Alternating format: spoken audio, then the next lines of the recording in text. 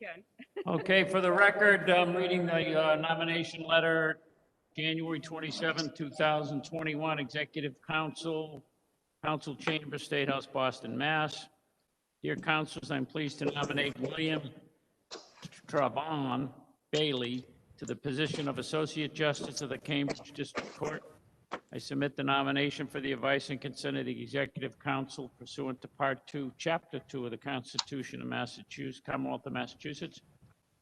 I enclose the nominee's resume for your convenience. Sincerely, Charles D. Baker. The vice is the Honorable Michelle B. Hogan.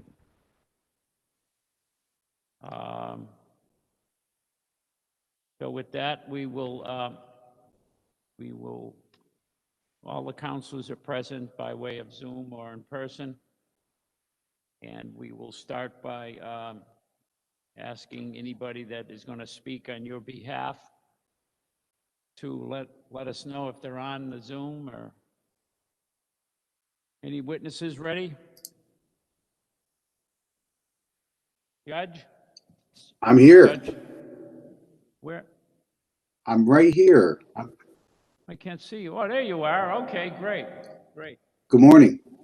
Good morning, Judge. It's always a pleasure to have you here. Thank you so much. Likewise. How's everything out in Springfield? We're hanging in there, like the rest of the state, hoping for some positive movement as far as getting back to the business of the court, but happy to be healthy and trusting in the administration. Fortunate that we live in the Commonwealth of Massachusetts, where we're guided by science and reason, and we're able to move through this thing safely. So we're hanging in there. Thank you very much. Well said. Well said. Okay, you got the floor. All right. Do I need to be sworn, Counselor? Is that? No, you don't. We don't have the right to give an oath. Okay. All right. Fair enough. Well, first of all, let me say congratulations to Attorney Bailey and his family. I personally know what an amazing accomplishment this is and an amazing moment for him. I've known Travaun over 20 years, and I was extremely gratified when he contacted me and indicated that he was going to be applying and asked for whatever advice and or guidance or perspective that I could give him. I was even more gratified when he asked me for a letter of recommendation, and then completely ecstatic when he asked me to testify on his behalf. I also want to say congratulations to the governor for what I think is an outstanding pick. A real person, a human being who has had an amazing journey, which I'm sure you folks were able to see, counselors were able to see from reviewing his application, and someone who has, even though he is a fantastic legal professional, is an even better human being. And I think that that's probably something that we can all feel very good about. The process is working, and I commend the folks involved in the process who both selected Attorney Bailey and who have supported his application. The district court, as you folks know, is the court of the people. And the work that we do is, sure, in one part it's legal, and in one part it's punishment, and in one part it's the rehabilitation. But in large degree, it's the encouragement. It's the real life connection that we have with folks. I like to think of the district court as where we get an opportunity to turn somebody around if they may be headed in the wrong direction. Sure, we do see folks who have made choices in their life and are determined to sabotage their life, but to a large degree, we see people who are confused, who are lost, who may have been misguided, and who certainly have made choices and mistakes that have put them in precarious situations. And every day I have to exercise my discretion and decide whether I am going to sentence someone or put some form of conditions on them or what have you, or make a decision with respect to a restraining order that is going to significantly impact someone's life. But it's important in that position, because we are so close to the public and to the community, that you have someone who's a real person, who has had hardships, who has not had a perfect life, who didn't come necessarily from perfect circumstances, because empathy and compassion and understanding are critical. Now, to be firm and to be fair and to know the law and to hold people accountable is equally as important. And I think Attorney Bailey has all of those qualities because of the life circumstances that he came up in, and the fact that he is, although with this amazing support of his family, and I want to congratulate his family, his mother and father as well, because we know he wouldn't be here without those outstanding folks who raised him, and his extended family, I'm sure, grandmamas and aunties and uncles and all of that, because nobody gets anywhere on their own. But having said that, he is truly a self-made man. You know, he didn't receive anything. He didn't come from money. He didn't have the opportunity to join in some big firm or slide into some position because he had a father or an uncle or a cousin or a mother or aunt who had some particular standing or hold in the community. He made his own way. He made his bones, as we like to say. And that I can both relate to and I am infinitely proud of. And I believe those sorts of qualities and characteristics are critical when you get to the bench, because you're going to see folks who, you know, but for the grace of God and perhaps a choice here or there or an opportunity here or there, could be in a completely different circumstance and situation. And you have to decide, is this that opportunity? And sometimes the opportunity isn't what they want, but it may be exactly what they need. Specifically, folks, I want to tell you about this man and the work he's done in our specialty court. He was one of the foundation people as a drug court advocate, and drug court advocates are lawyers who pro bono are willing to donate essentially their time. And when I say their time, I mean their entire time. It is a 24/7, 365 commitment. And they receive no remuneration, no compensation whatsoever. We assign each and every drug court participant. We've had approximately 90 to 100 thus far in our 3 years, or 3.5 years up and running. And Attorney Bailey's been there from the very beginning. And they're assigned folks, and they walk with those participants through every single aspect of their progress and sometimes of their setbacks. They're on call constantly. I know personally, I've talked to Attorney Bailey on weekends, at night. We've met off hours on particular participants. He is outstanding. He's exemplary, and really is sort of the template of the type of individual that we would want to have. He is at the same time that he holds his participants accountable, he is also compassionate and understands that it is a disease and is willing to assist in any way that he can. And most times, folks, it's not legal, because the only time we really get into legal stuff is if there's a violation and I assign a NAC and then he has to do his legal work. Mostly it's encouragement, it's fellowship, it's support from that perspective. And I'm not there when he's sharing these personal things about his life with his participants, but I can tell you from the reports of the participants how impactful it has been, how much they have appreciated and enjoyed and benefited from him sharing about his own life and what has worked for him and where he has succeeded and where he has failed, quite candidly. There's a young lady named Michelle Jackson who recently, we had the honor of having her speak at our virtual open house. We were fortunate enough recently to receive a grant, a sizable grant from SAMHSA for our drug court, and we're partnering with BHN, and we're doing co-occurring disorders and being able to help folks who have significant mental health issues as well as substance use disorder.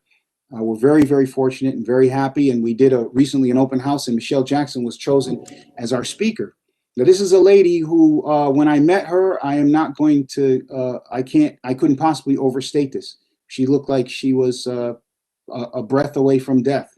Her body, her spirit, her everything, her essence had been crushed by substance use, by years and years of abuse and suffering at the hands of other people, and the suffering that she put upon herself and what the drugs had done to her. Over the course of about 2 years, maybe, and it wasn't all perfect, maybe even a little bit longer, there were sanctions, there were detentions, there were successes, there were failures, there was laughter, there were tears. But this young lady went from a participant to a graduate, to getting a job, to having her own house, to just recently graduating from Westfield State as a recovery coach, being certified at the Commonwealth of Massachusetts as a recovery coach, to being hired by BHN as a recovery coach. And now she will be working, she's been hired by our program through our grant. She will be working in our program as a recovery coach in the very same program that she graduated from.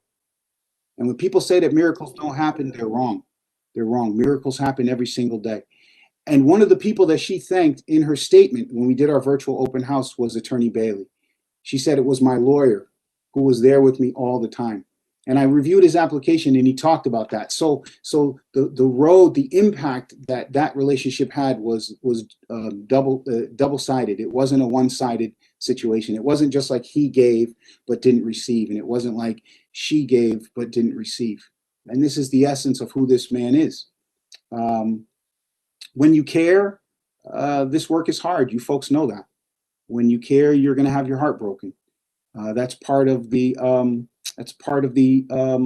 obligation, but it's also part of the opportunity. And when you're in the district court, you need somebody who cares enough sometimes to say to somebody, hey, you need to take a time out, my friend. Sometimes that time out might be 2.5 years. I've had the occasion, unfortunately, to have to give folks a 2.5-year timeout. But certainly it's something that we recognize, that we want folks who are using discernment, who have real life experiences, who have an understanding that we're not all perfect and we didn't come from perfect circumstances or situations. And I commend again the governor for looking at Mr. Bailey and seeing, and I won't get into the details, you folks have looked at his application, but there were things there that in the past would have been automatic bars from consideration that he had in his life. The circumstances, of course, are different with every single person, but I'm glad that we're not just applying things in a very sterile and inhuman way. I'm glad we're looking at people, at human beings, and looking at what's in the best interest of the community. I couldn't say more firmly, more passionately, with more conviction, that this will be good for this community. This man will be good for this community. This man will be a foundation for this community, a place where they can go for justice. And justice isn't necessarily what you want, but it's always what we need. And that's critically important. So with that, I leave myself open to questions, and again, just say congratulations to Travaun.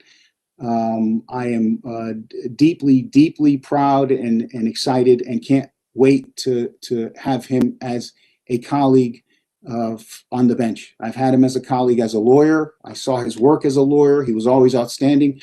I joked with him this morning when I called him that I had no idea how impressive he actually is. I mean, you see the guy, and the guy's an impressive guy in every aspect of his presentation. But then you look at what's in the record, and you see that not only does the man have style, but he also has substance.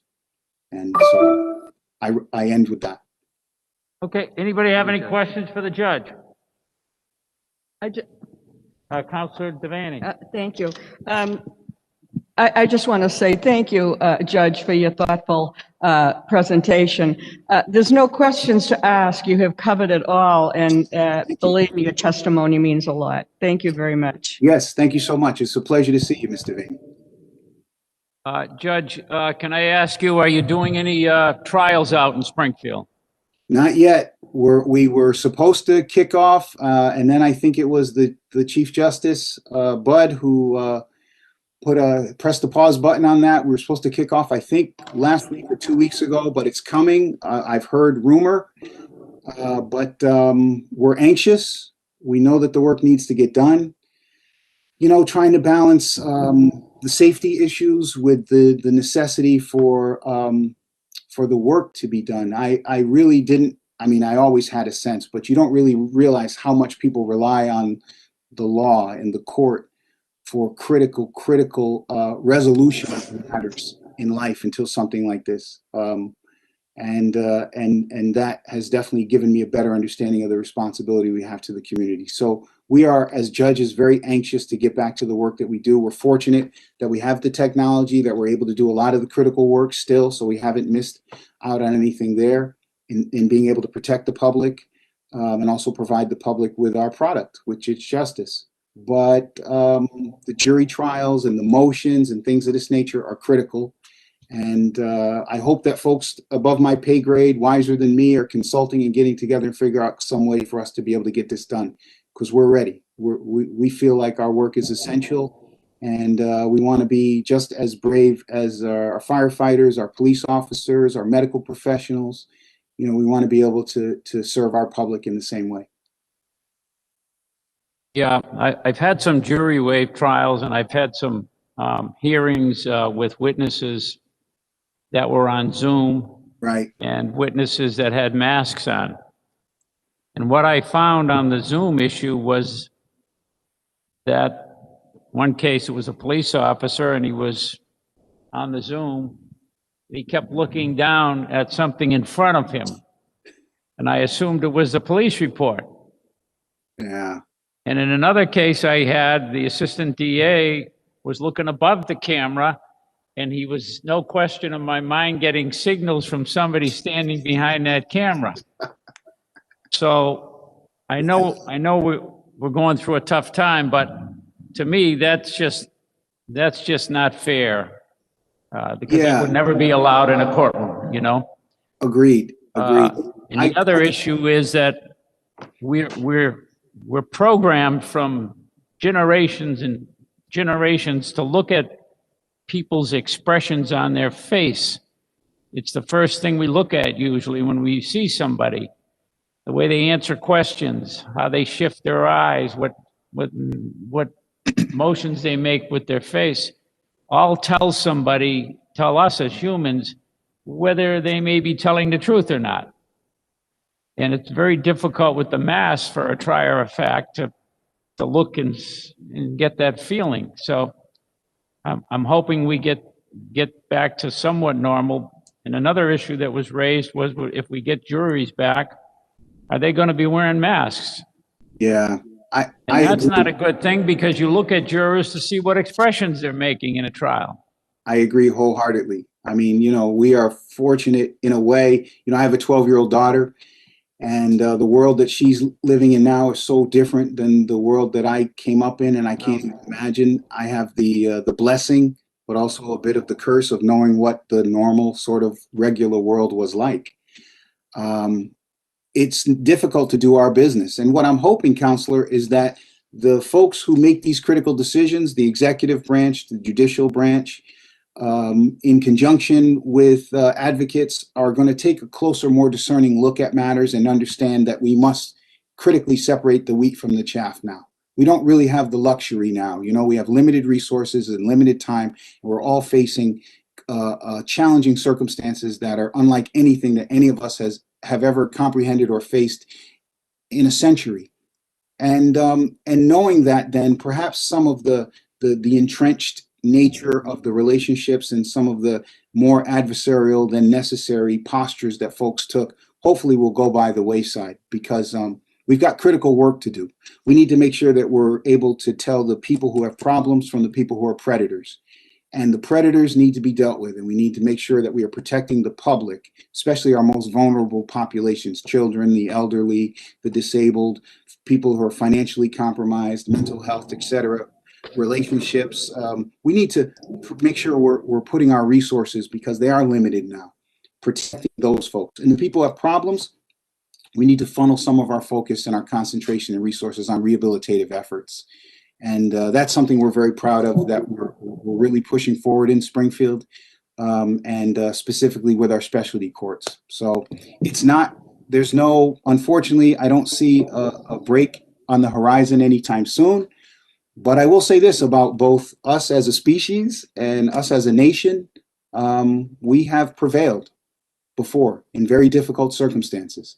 All of us, in some way, shape, or form, no matter where we come from or who we are.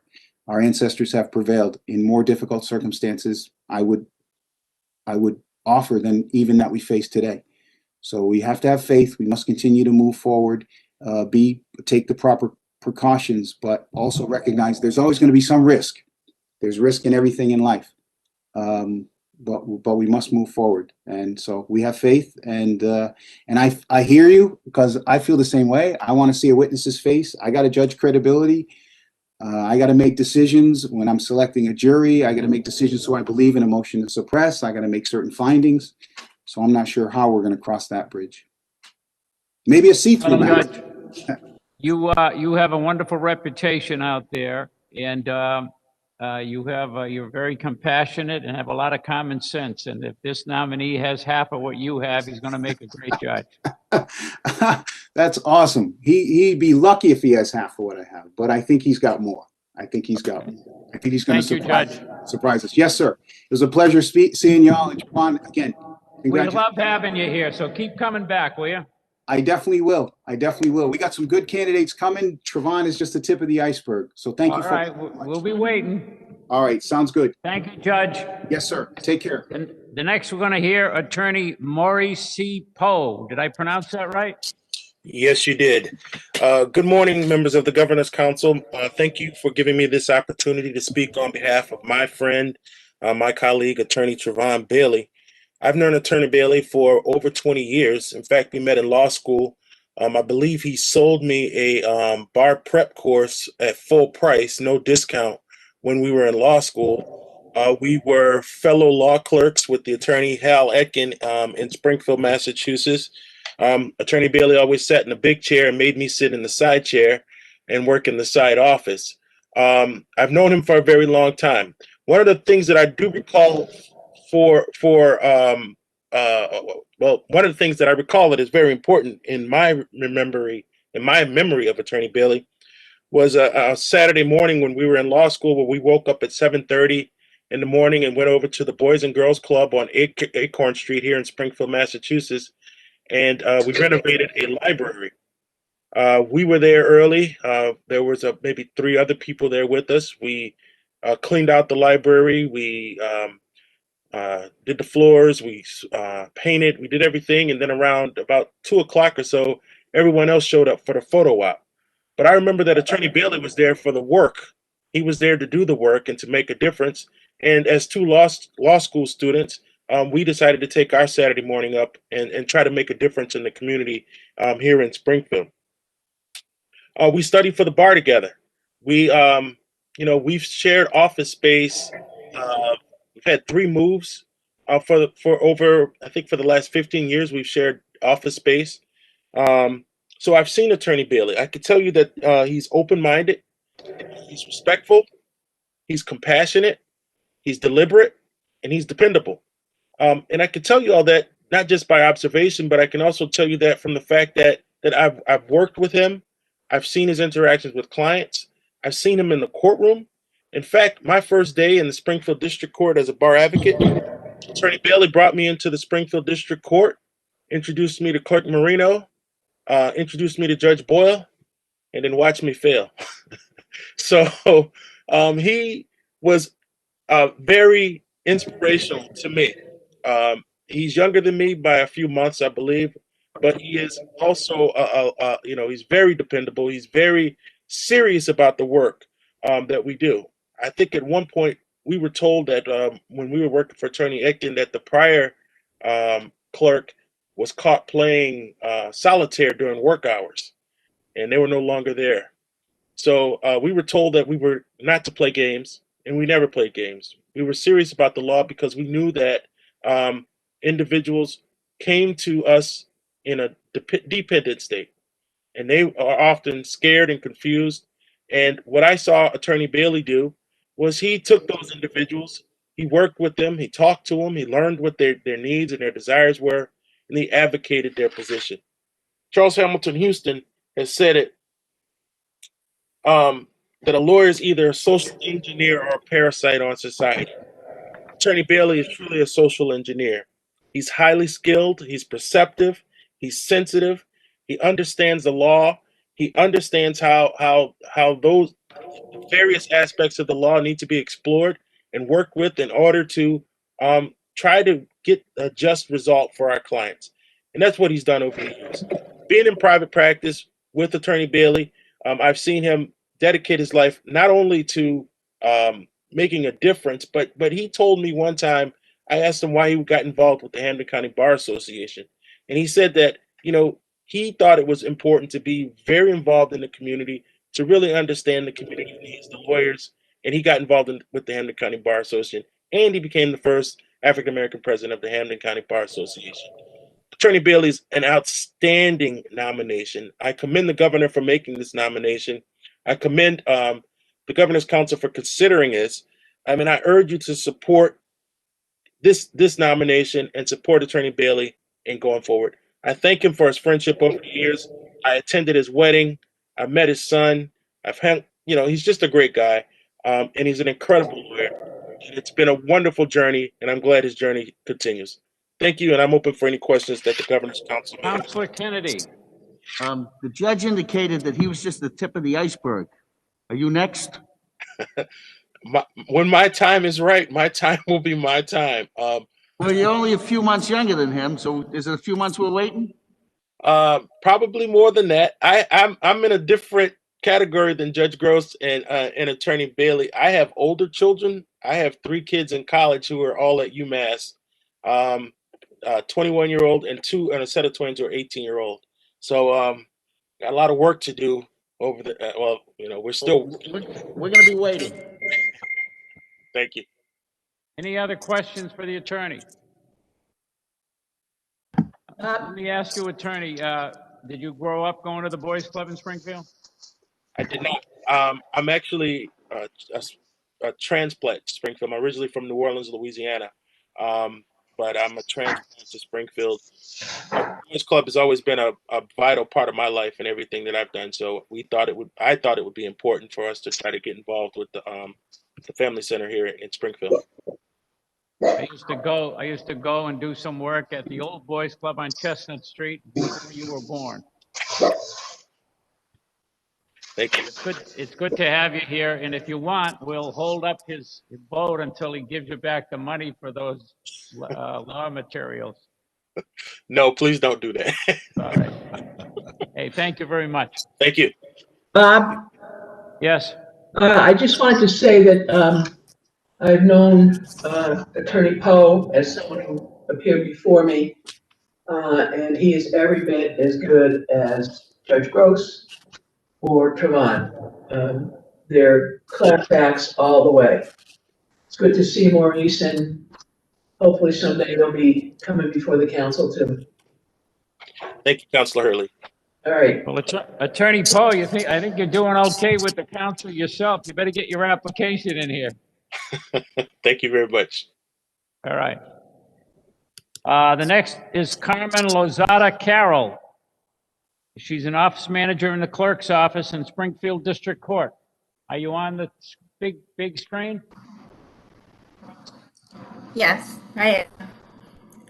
Where are you? Hi, Oh, there you are. Now we can see you. here I am. You're on. The whole world is Good watching. morning. Carmen Lozada Carroll, presently the office manager of the Springfield District Court Clerk's Office, but I previously served as a session clerk for 27 years. Can you see? I'm sorry? Member of the trial court for almost 40 years. I have known Attorney Bailey for 20 of those years when he first came to Springfield to practice law. I was honored when he asked that I speak to the Governor's Council on his behalf. Daily consultation on nomination. I know that if given the opportunity to make a judge, community is so outstanding. For respectful advocates comes in respectful, professional, while maintaining positive working relationship with opposing parties. His passion for his children while parent parties where he is in court, he is always here. He take on whatever the day may bring. Attorney Bailey has a great temperament. I have never seen him lose his temper. He is patient, and his intelligence and common sense through how well he represents through clients. He has earned the respect of his clients.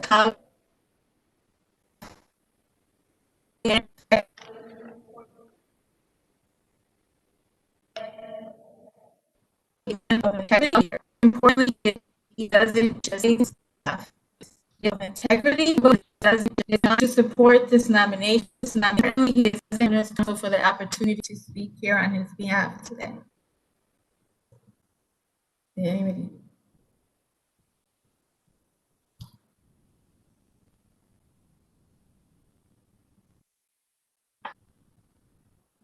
Can you hear us? Counselor? You hear us? Yeah, We yeah. can't Did hear me? you. Yeah, you We can't hear can me? see you, but we can't hear you. Oh, Now we can. do you want me to say what I said all again? Can you hear me now or Oh, again? no. Yeah. Are you all done? Well, those were very fine remarks. I'm glad he treats the clerk's office with kindness, because that's important. Counselor? What? I was talking. Did you? You want everybody that. Okay, Counselor Devaney says she wants to talk to you. Thank you for participating as a witness. Can you tell me about your interaction? How often do you see this nominee? And tell me about that.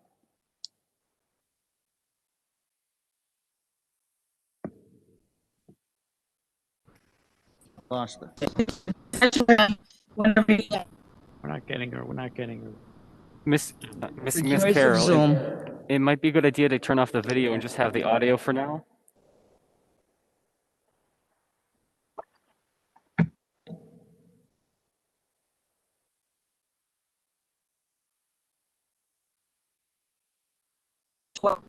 Their names.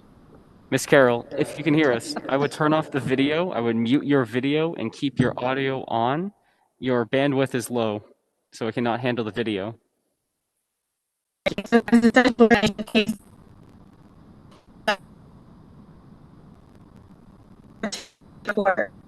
Oh, dear. Excuse me, can you hear me? Well, we thank you very much for coming on and taking the time to come on and tell us what you know about this nominee. That's very important to us so we can make an informed decision. And I like hearing from people in the clerk's office. Thank you very much. Thank you. Any other witnesses on behalf of the nominee? I think Mr. Franco is coming on, but he's going to come on a little later.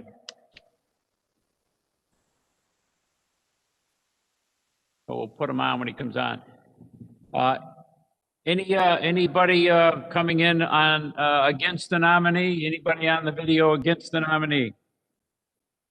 Hearing none, we will now hear from the nominee. Tell us why we should vote for you. Thank you very much. Good morning. Before I begin, I would like to start by thanking the Governor's Council for holding this confirmation hearing to consider my qualifications for Associate Justice of the District Court. It is an honor and privilege to be here. I want to thank Governor Charles Baker and Lieutenant Governor Karen Polito for their nomination. I feel humbled by the awesome responsibility that they have entrusted in me. If confirmed, I pledge to you and the Governor's office that I will do everything in my power to live up to the enormous trust placed in me to serve the Commonwealth of Massachusetts. I would like to thank Bob Ross, Lauren Green Petrino, and their staff for their advice and guidance through this process. I would also want to thank the JNC and the JBC for recommending me for my nomination to the Governor's office. Lastly, I would like to thank Judge Charles Gross, Attorney Maurice Poe, and Carmen Lozada Carroll, otherwise known as Peachy in the Springfield District Court, who testified on my behalf. I appreciate all of them taking the time out of their busy schedules to appear here today in support of my nomination. I am the proud and grateful son of William and Gina Bailey. My father, who was the youngest of 4 children, was raised in Plainfield, New Jersey. His family struggled to make ends meet, so college did not seem like a possibility. When he was in high school, he was told by a guidance counselor that he should consider taking a trade because people who looked like my father are not college material. Not to be deterred, my father graduated high school and enrolled in Benedict College in South Carolina. He graduated with a business management degree. My father was the first and only person in his family to go to college. He worked until his retirement in the accounting field. My mother never knew her father and was abandoned at an early age by her mother. My mother was raised in Cranford, New Jersey by a woman she believed to be her grandmother. Since little money was available, my mother had to work at the age of 13 while going to school.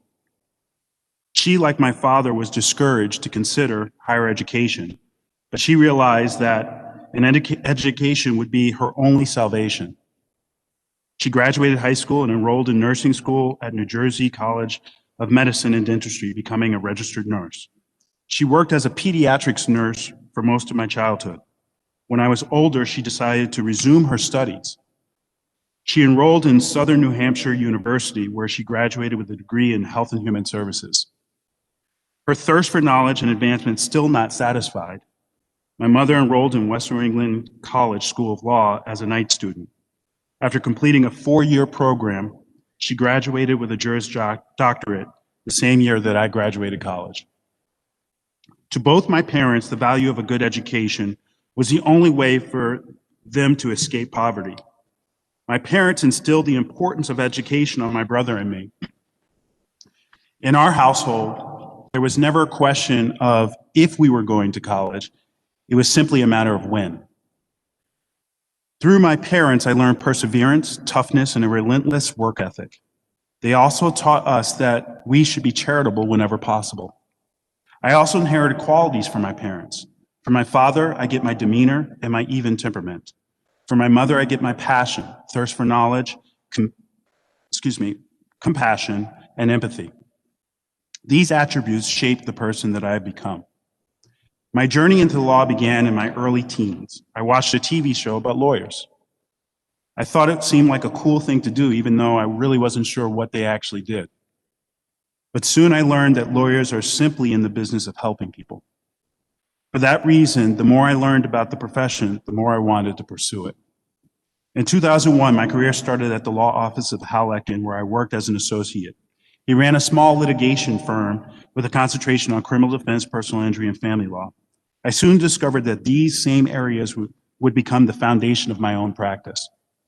During this period, I had the opportunity for the first time to go to court to observe hearings and trials. This is where my passion to be in court started. In 2001, I also started my own law practice. I focused on criminal defense, personal injury, family law, contractual disputes, and some employment discrimination cases. As I gained more experience, my law practice grew. I also became more committed to helping others. I applied and was accepted to the Bar Advocate program. This allowed me to fully immerse myself in litigation and public service. Through this work, I was able to bridge the access to justice gap that is inherent in the legal system. My clients were people facing a variety of social problems like addiction, personality disorders, and mental health challenges. I was honored to serve their needs and help change their lives in a positive manner. My interest in public service led me to become involved with the Hampden County Bar Association.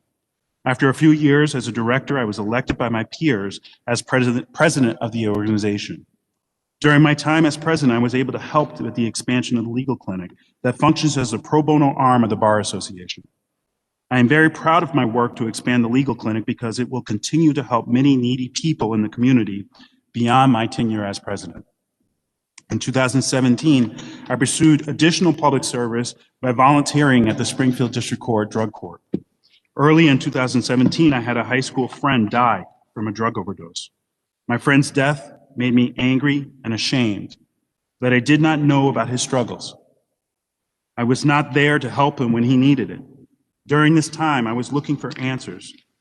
I wanted to see if there was a way that I could do something to help fight the opioid epidemic. I found my answer as a drug court advocate. I was able to work with people suffering from opioid addiction on a weekly basis to help their recovery. The drug court has had numerous successful outcomes. In speaking with the graduates, they attributed the drug court as an instrumental in saving their lives. In my career, I am most proud of my involvement with this specialty court. I believe that my 19-year career has aptly prepared me to be an associate justice of the district court. I have litigated and tried both criminal and civil cases, including small claims and supplementary process hearings in the district court. I have handled numerous restraining orders, harassment orders, and Section 35 petitions. In the Superior Court, I have litigated and tried both criminal and civil cases. In the Family Court, I have represented clients in divorce, custody disputes, and child support matters. In the Juvenile Court, I have represented children in delinquencies and care and protection cases. In representing clients in all these areas, I always respectfully treated and represented them to the best of my ability. If confirmed by this council, I will use these experiences to guide me on the bench to better serve the Commonwealth. In addition to my education, career, and experiences, another important factor in my life would be my wife and my son. Without them by my side, I would not be sitting here before you. To put it simply, they are my world. My wife and I were blessed to have a 5-year-old son named Miles. My wife, she is the glue that holds our family together. After 13 years of marriage, she is still my strongest advocate and my most trusted friend. It is easy for me to say without her love and support, I would not be as a success as I am today. Thank you, Jessica. As I sit here today before you, I believe that my professional and personal experiences have prepared me for this most important calling. The obstacles I have overcome will help me to be a very good district court judge. As I have been told, I am fair, open-minded, hardworking, empathetic, and decisive. I am ready to make the hard decisions when they are the right decision. I will always strive to ensure my decisions are firmly grounded upon the law. These are the qualities that I believe are most important in a judge. I want to thank you for taking the time to listen to me, offer my qualifications for the position of Associate Justice in the Cambridge District Court. And with that, I would be happy to answer whatever questions the council has. Thank you very much. Okay, Councilor Iannella? Gone. Councilor Hurley? Councilor Hurley? I'm right here, Yes. Counselor. I'm right here. Do you hear me? All right. I moved on to Councilor Hurley. Councilor Hurley, go ahead. I'll yield to Councilor Iannella. Thank you very Okay, much, Councilor Counselor. Iannella, you're up. Thank you very much. It was a pleasure to hear from you, sir. I don't have any questions. Your counselor, Counselor Juvenile, is a strong supporter of yours. I've talked and spoken to a few people who know you. You seem to be compassionate, fair, and I think you're going to be a great addition to the court system, and I wish you well. I'd be more than happy to support you next week. Thank you, Councilor Iannella. Thank you. Councilor Hurley? Yes. I know Travaun Bailey as someone who appeared before me as an attorney in the district court, mostly in Springfield. I have no questions because I have been able to observe him firsthand. He was always prepared. He had credibility as an attorney in terms of what he represented to the court, which is not always the case with attorneys, unfortunately. We have spoken over the last few weeks numerous times, and I would say that he has the empathy, the compassion, the drive, and the ability to always be prepared and to give people a second chance. The district court is the court of second chances. And at the same token, he also realizes when representing a client who had a lot of difficulty and a lot of problems that sometimes they had to go. So he's been on both sides of the ledger when it comes to that. And I think he's going to do an outstanding job. So congratulations, and you've got my vote. Thank you, Councilor Hurley. Thank you, Councilor Hurley. Councilor Duff? Councilor Duff? Can you hear me, sir? Can you hear me, Counselor? Yes. Yes. Okay, super. Great to be here today. Yeah, this is a fine nomination, but I would like to ask you a few questions. You've been a practitioner for quite a while. What do you see as the biggest challenge facing the district courts today? Obviously, with the pandemic that we're in, I believe that the biggest challenge right now is trying to figure out how best to actually serve the public while also ensuring that the public continues to stay safe. This pandemic has ravished a lot of people. It has unfortunately killed a lot of victims. And as we are administering justice which is an important and integral function, but as we are administering justice, we need to do so in a way that is very safe and responsible as far as trying to make sure that the public is not impacted in a negative way by coming to the courthouses. Okay. Have you ever represented, or what is your experience working with the LGBTQI community in the courts? Yes, I've represented, I actually represented a transgender, one of the transgender community. She was transitioning into a woman, and it was a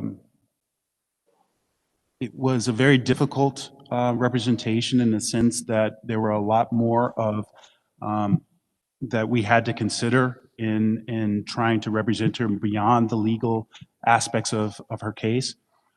In her particular instance, she was looking at being held in the House of Correction for a period of time. And I remember having to speak with the House of Corrections to make sure that they would be comfortable with her going in as a woman while transitioning, and that also that was what her wishes were in order to be perfectly safe in an environment where she felt most comfortable. The judge that was presiding over the case was particularly compassionate and empathetic about the circumstance, and allowed us the freedom to be able to explore that particular issue for my client. And so I was very appreciative of that. So yes, that would be my experience. Did the I don't know if you said she was going to prison or jail, but were they accommodating? She was going to the House of Corrections and jail, and so they were extremely accommodating. They understood what we were talking about. I had to go up the ladder a little bit in order to make sure that I got the right person to be able to talk to about it.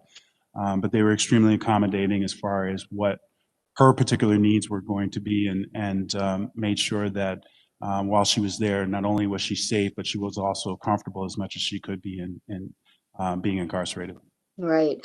How about any younger gay or lesbian or bisexual people? Have you ever encountered them in the court system or in any capacity? I have. It wasn't necessarily a big part of the actual case, though, in the sense that, whatever the issue might have been, it was strictly the legal issue itself. The fact that they were either gay or bisexual or whatever their sexual orientation was almost immaterial to the representation. Right. Great. The reason I ask is because, as you and I spoke about earlier, and it's exacerbated during the time of COVID, which is just a surreal, unusual time for people. We have kids in this Commonwealth who are not accepted at home and feel unsafe in foster homes and are therefore often living on the streets and sometimes prostituting themselves to survive and committing other crimes as well.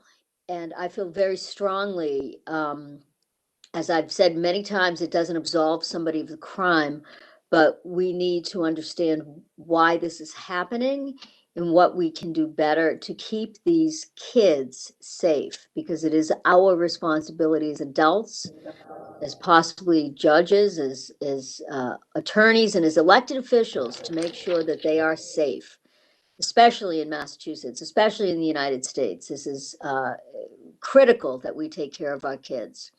The next question is the disabilities community. Have you encountered in your time as a trial attorney, either in any capacity whatsoever, dealing with somebody who may have, and I'm generalizing because there's so many different things this could fall into, but perhaps somebody who's on the spectrum that perhaps counsel didn't realize at the time that they may have been on the spectrum, and any experiences with that at all? I have. Probably in his car too. What comes to mind almost immediately is a young man that I represented. He was a victim of a traumatic brain injury. What ended up happening to this gentleman was that he was hit by a moving vehicle as a young kid, and he ended up obviously suffering the trauma of the actual impact with the motor vehicle, but also with the trauma with the street itself after being hit. And as a result of that, his IQ was dramatically affected. And so, kind of to speak to him, you know, he was very deliberate in his mannerisms. He was deliberate in his conversation. But, you know, he did comprehend. He did, you know, he could speak to you about what was going on with him. But you needed to be more patient with him in order to kind of get to where you wanted to go. In his situation, what he ended up happening to him was that he was taken advantage of by some other kids. And they basically had him kind of pulling along with them to kind of commit some type of criminal act. And they kind of put him up to it. And that ended up violating his probation. And so we had to deal with both of those issues, the underlying pretrial issue and also the violation of probation issue. And part of my representation with him was to have him evaluated by a doctor to find out exactly where he was, so that I could educate the court on how they should treat him. And because there wasn't a competency issue per se, but ultimately, you know, this was a young man that was not very sophisticated and easily could be manipulated. And so for that reason, I wanted to be able to make a full presentation to the court, and I was able to do so in a way where the court felt very comfortable with the recommendation that was jointly made between myself, the district attorney's office, and the probation department. It may not have been appropriate based upon the facts and circumstances of the crime itself, but under his particular circumstances and the way he presented, it became more appropriate when you understood what his limitations were and where he was at. And so that's my experience. Well, thank you for sharing that. And again, this is a personal issue for me, having somebody who was challenged in their life, and having worked still extensively with the disabilities community, and frankly with people in the mental health community. You know, I was privileged to be a fellow at Mass General in the psych unit, and you see things there that you really with mental illness that people really almost cannot imagine. Yet when these are our fellow citizens, and it is our responsibility to make sure that they are accommodated and that they are safe and that they are treated fairly. And again, it doesn't absolve somebody of a crime, but your example I thought was so important, is that sometimes people with a different capacity than you and I may have are much more easily manipulated. And so then how does one address that and deal with it? So I thank you for your thoughtfulness on that. It is, to me, again, critically important that we take care of those who often can't advocate for themselves. And lastly, I just want to thank you for your work in the drug courts, in your advocacy for the community. As you and I spoke about, I'm thrilled that addiction has become kind of a political du jour uh, issue today. Yet my fear in what I see in reality is, in my opinion, again, having worked extensively with addicts, that the survival rate off of addiction is so low and the cost is so high. To really put together a really holistic program that could probably have great success, I'm not sure that the Commonwealth on any level is willing to make that investment. And it's tragic, but it's just the truth. But that said, I hail from Gloucester today, and we have an incredibly successful program with the PARI program and with the Angel program. And their success rates are really, really tremendous. And again, I think it speaks to the fact that a more holistic approach sometimes can be helpful in also giving addicts the opportunity to turn themselves in and not be prosecuted and get help instead. And it has made a huge, huge difference. And it's really quite an honor to be a citizen of Gloucester and see how our police conduct themselves when it comes to these issues. It's huge. So my last thing is, are you mostly in Springfield Court now? Is that where most of your practice is? Yes, that would be where the majority of my practice is. Okay. So before the pandemic, is it, and this isn't a trick question or anything, and we didn't talk about it, but I'm really curious, how good is the public transportation out there? And how easy is it? How accessible is court for people who don't have money and don't have means? That is a constant problem, not necessarily for Springfield, but some of the outlying courts like Palmer or Westfield, some of the courts that are a little bit more spread out. There are bus lines, particularly in Springfield, Chicopee, Holyoke, those type of courthouses, and I do believe that the community does take advantage of that. Every now and again, you hear there are some difficulties with that, whether they're not running on time or somehow someone has missed, whatever the bus that they were trying to catch. But it's Right. really predominantly just bus as far as public transportation out there. Yeah. It's again an issue I care very much about, because I don't think I spent most of my adult life in big cities. I went to college in a big city and I lived in big cities. So you didn't need a car. You had public transportation. And I happened to live in cities that had great public transportation. And then I come home to Massachusetts where it's almost non-existent, in my opinion anyway. But I'm always concerned that how can we say we have access to justice when people literally can't get to court? And it's usually poor people who can't. And again, it's just one more burden that I think we need to be more creative about how we address it. And of course, I have a million ideas about that, but I won't waste anyone's time with it. But thank you so much for sharing your story and your thoughts and your time with us today. I have no further questions, Mr. Chair. Thank you. Thank you, Councilor Duff. Thank you, Councilor Councilor Ferrera. Duff. Thank you, Mr. Chairman. I echo the sentiments shared by Councilor Duff. I thank you for your service, especially to the drug court. You and I have had a couple of conversations. It's good to see you live. As Councilor Juvenile said, it's hard to size people up without seeing them. And I can see you, and I think your demeanor is going to be excellent when you sit on the bench. I did my due diligence after I spoke with you. I spoke with Councilor Hurley, former judge, who's a huge fan. And I take what Mary tells me seriously, because she sat there when you were before her. I also spoke with Sharon Casey, because I know you went through the interview process with Sharon, who's now the clerk magistrate in Cambridge. And she also had very, very good things to say about you.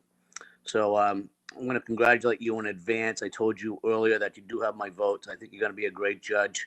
And congratulations on the nomination, sir. Thank you, Councilor Ferrer. You're welcome. Thank you, Counselor Farrar. Counselor Devaney. Thank you. Nice to see you again. Good to see you as well.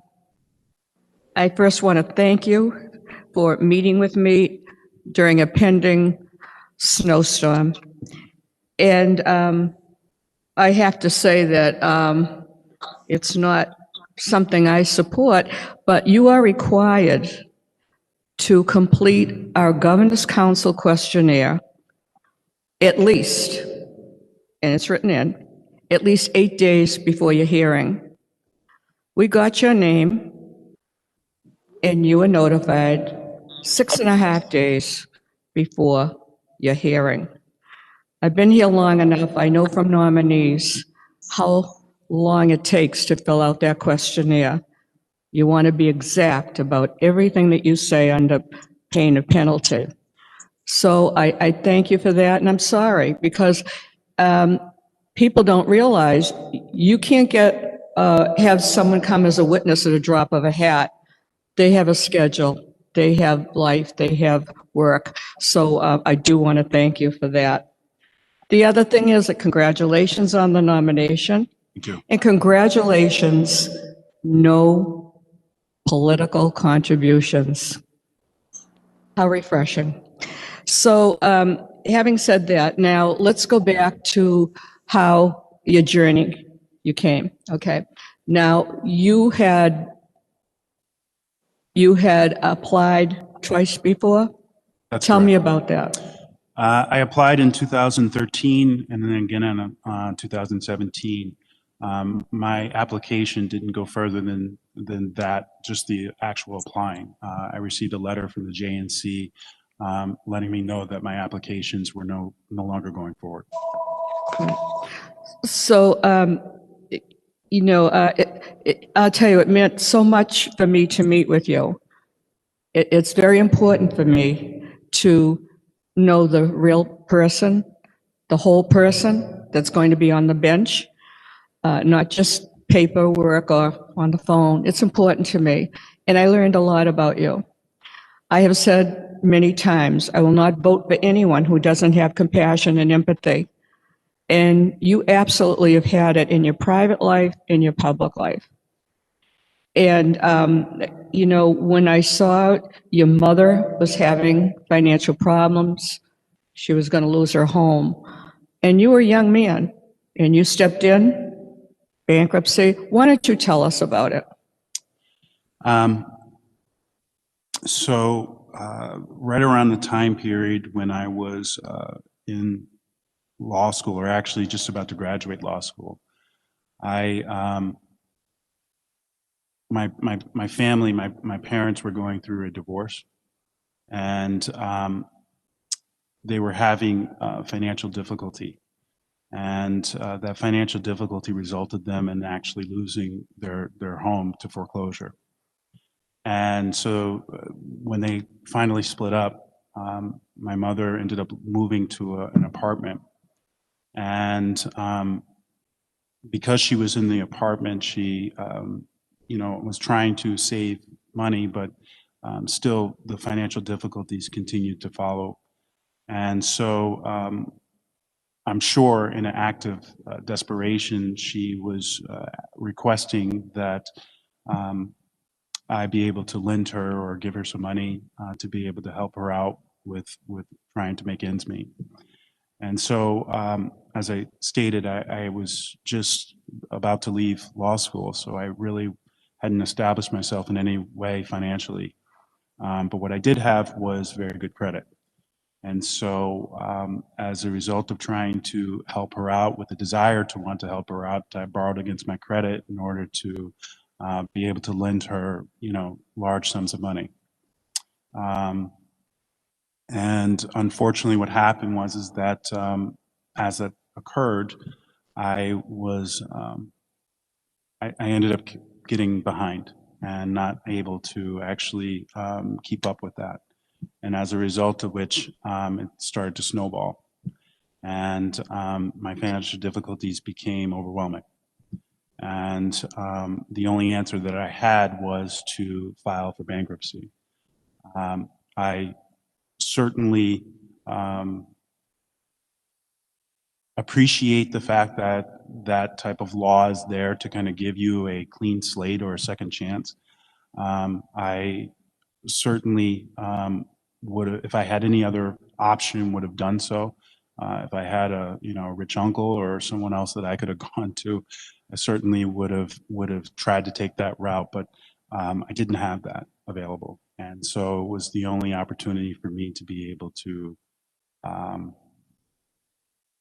get a clean slate. And so for that, I was happy and certainly grateful that was available. And also, I have no regrets about being able to help my mother. I learned a lot of valuable lessons, though, in the process that I think that are going to make me a lot more empathetic on the bench. When people come before me who have financial difficulties, who have been through things, who have problems making ends meet, I can certainly relate to them. I don't even have to try to stretch my mind there. I've been there, and so I understand what that is. I'm just fortunate to be able to be in a position where I may be able to give them the type of justice that they so duly deserve. Well, I have such respect for you for that, because imagine a law student, you could have been forced to drop out of school, all of that. So obviously, you weren't born with a silver spoon in your mouth, and that means a lot to me. It also means a lot that, all your uncles and relatives are not sitting on a bench. You're here representing yourself the old-fashioned way, and I appreciate that. Now, tell me the process of your interview with the JNC.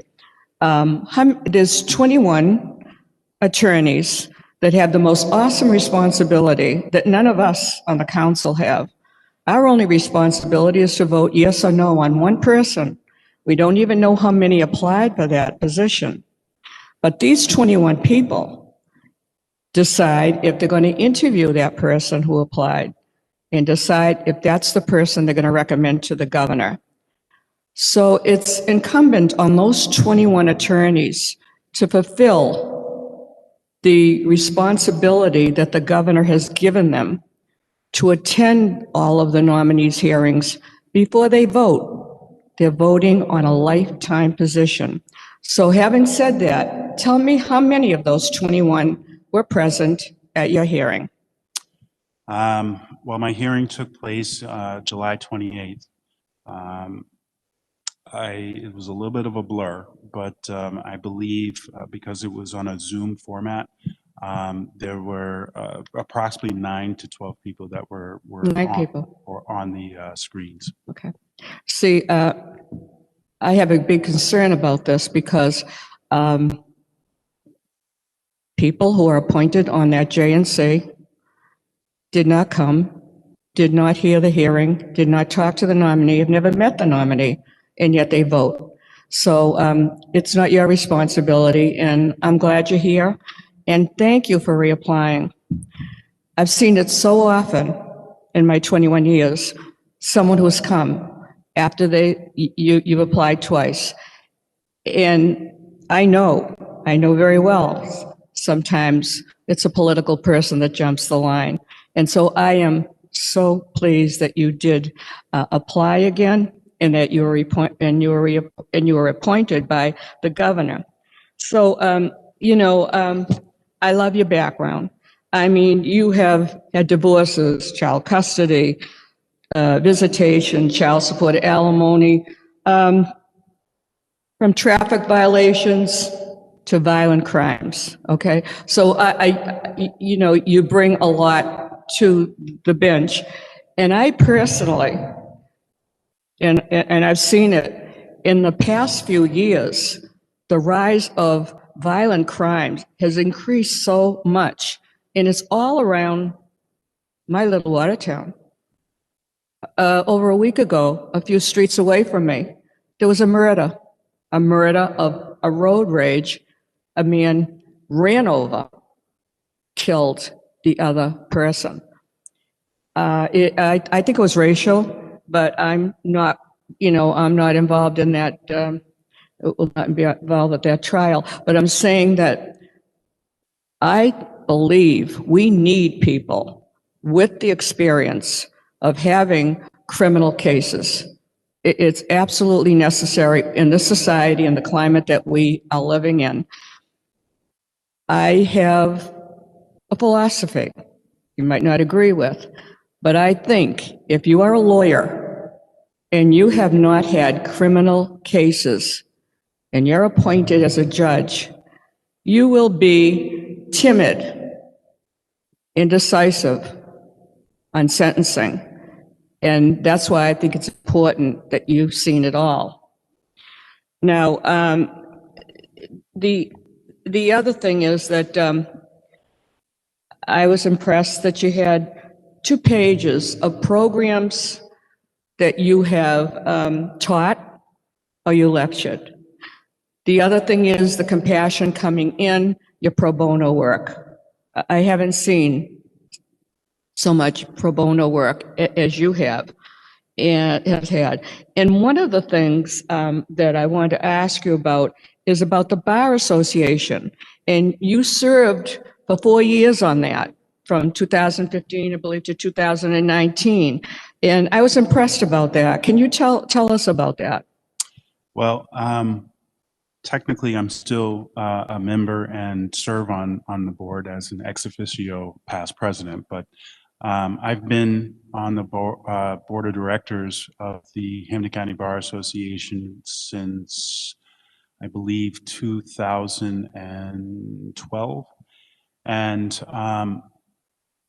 I was always involved with all the charitable programs that they had, whether it be Lawyer on the Line or dealing with, which is a program that allows attorneys to be able to sit on a phone and take phone calls from the public. We don't know who's calling, but we basically will give free legal advice for a period of time. It gets advertised in the newspaper, and it's something that's really good about helping the community. And so as I got more involved with the different committees and programs to kind of help our members be able to take to have access to the Bar Association, I became very interested in wanting to take a leadership track. And I started as a treasurer, and then rose from a treasurer to a president-elect, and then from president-elect to president of the organization. So yeah, that's a criminal law. It's criminal law section. Is that what was called that you served on? That was the Mass Bar Criminal Law Section Council? No, I'm sorry. That's what I was asking. I appreciate that, but I was impressed by, the 4 years that you served and the purpose of the Criminal Law Section Council. I misunderstood. I apologize. The Section Council through the Mass Bar Association is a group of lawyers and judges who get together. We discuss the whatever might be happening in the legislature as far as different laws that may be coming. Most recently, we're talking about the criminal reform and the stuff that was going on this summer. But also, what happens is we had speakers come in and educate us on what might be going on. We've had different senators come in and talk to us with the purpose of being able to create educational programs for the Mass Bar Association, and also to recommend that we have a stance as the Mass Bar Association on whatever criminal issues that may happen. So what we do is we would create a recommendation that would go to the House of Delegates, which is the formal body of the Mass Bar Association, and make a proposal as to how we feel that the Mass Bar Association should officially stand on a particular issue. If they agree with our stance, then they may end up going and lobbying that information to the legislature as a whole. So it was a good organization. It was a fun organization, and I think we did a lot of good work there. We also talked about your involvement in drug court. And you got involved because of a close friend who OD'd on drugs, and you felt responsible that you weren't there for him, and so that's how you got involved in drug court. And I didn't know whether these specialty courts were really effective, so I investigated and I did get involved in it. I want to let's hear from you about your involvement in drug court. So as you already framed, the catalyst to get me into drug court was a tragic event. It was a kid that I grew up with in high school. He was the point guard of our basketball team. I was extremely close to him in high school. And when I heard about his death, it rocked me, and I really didn't know exactly what to do. And as luck would kind of have it, sometimes fate steps in and gives you an answer when you're least expecting it. It gave me the opportunity to serve and volunteer my time at the Springfield District Court Drug Court. That was back in 2017. The drug court is a intensive probation for people who are usually they're considered to be high risk, high need community in the sense that they have some type of very a background of an addiction that's taken hold of them for an extended period of time, and that they're facing some significant incarceration time if they were to go a traditional route on probation. And what it does is it allows them to be able to have a lot of resources that other folks that are coming through the probation department that don't. They get a dedicated probation officer. They get a dedicated recovery coach. They get a dedicated drug court advocate who is an attorney. And then they also get access to a judge who's dedicated to their recovery on a weekly basis. And just like Judge Gross has already articulated for you very well, that it's not a 9-to-5 job at all. There's weekends, there's nights, there's overnights, there's everything.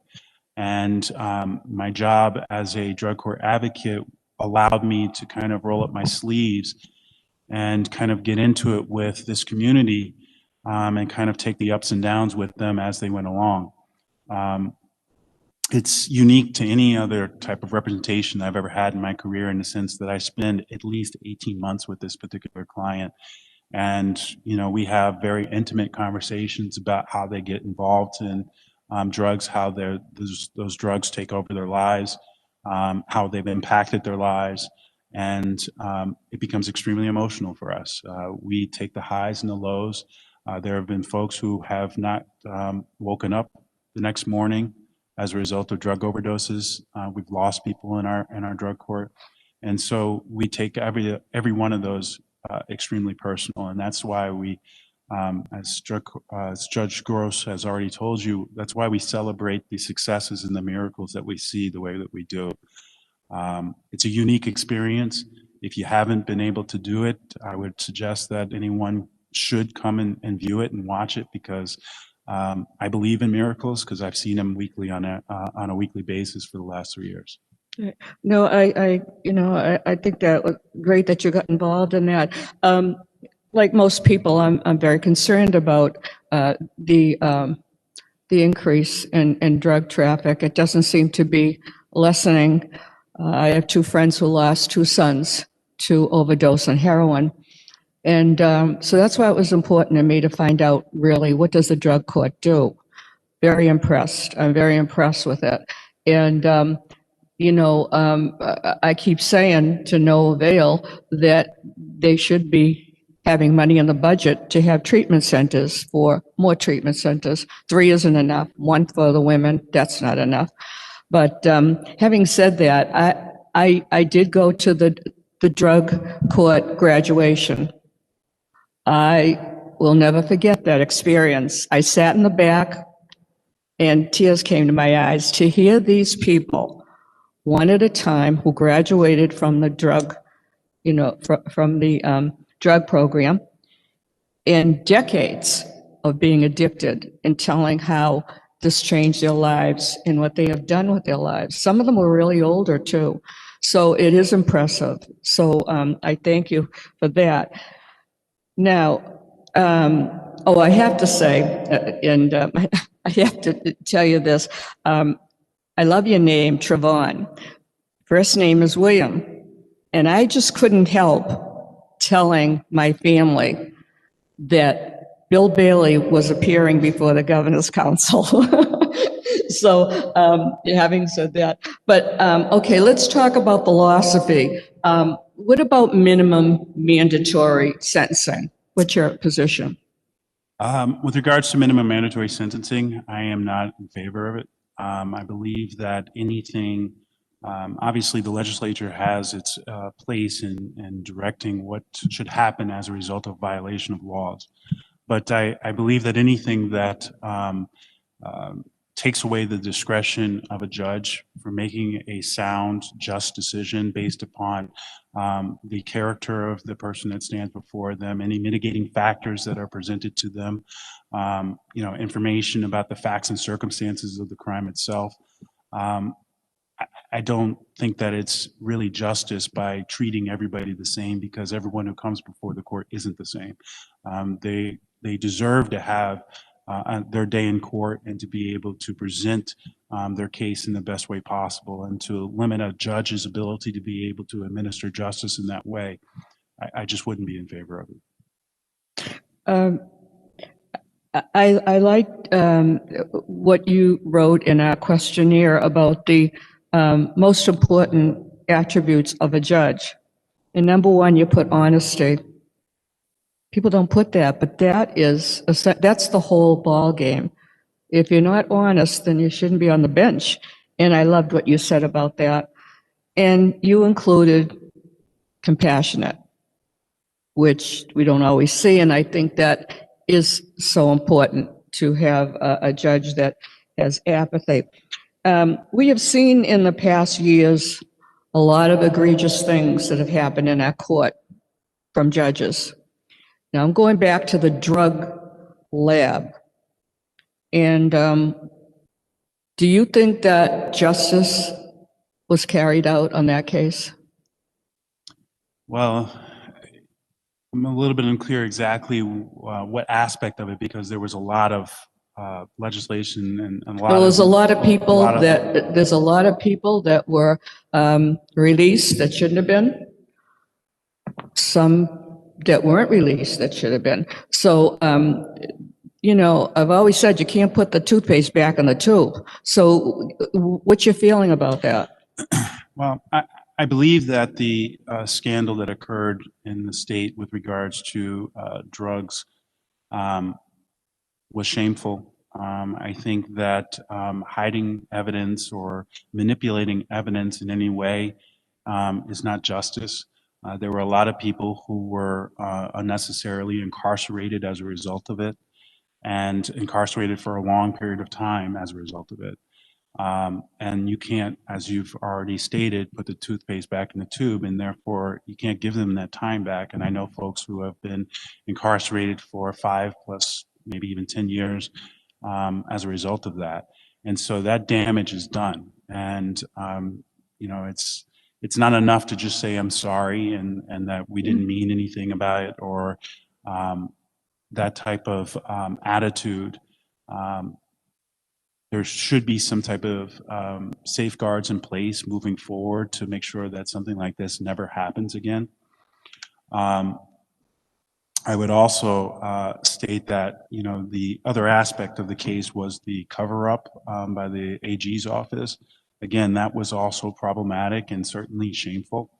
And again, I would cite the fact that people were injured in a way that you cannot adequately compensate them for. And so for that reason, you know, again, I think that there were certain safeguards that were missed and that didn't exist at the time, that hopefully are in place now to kind of make sure that something like that never happens again. Okay, and in the same aspect of philosophy, would there be any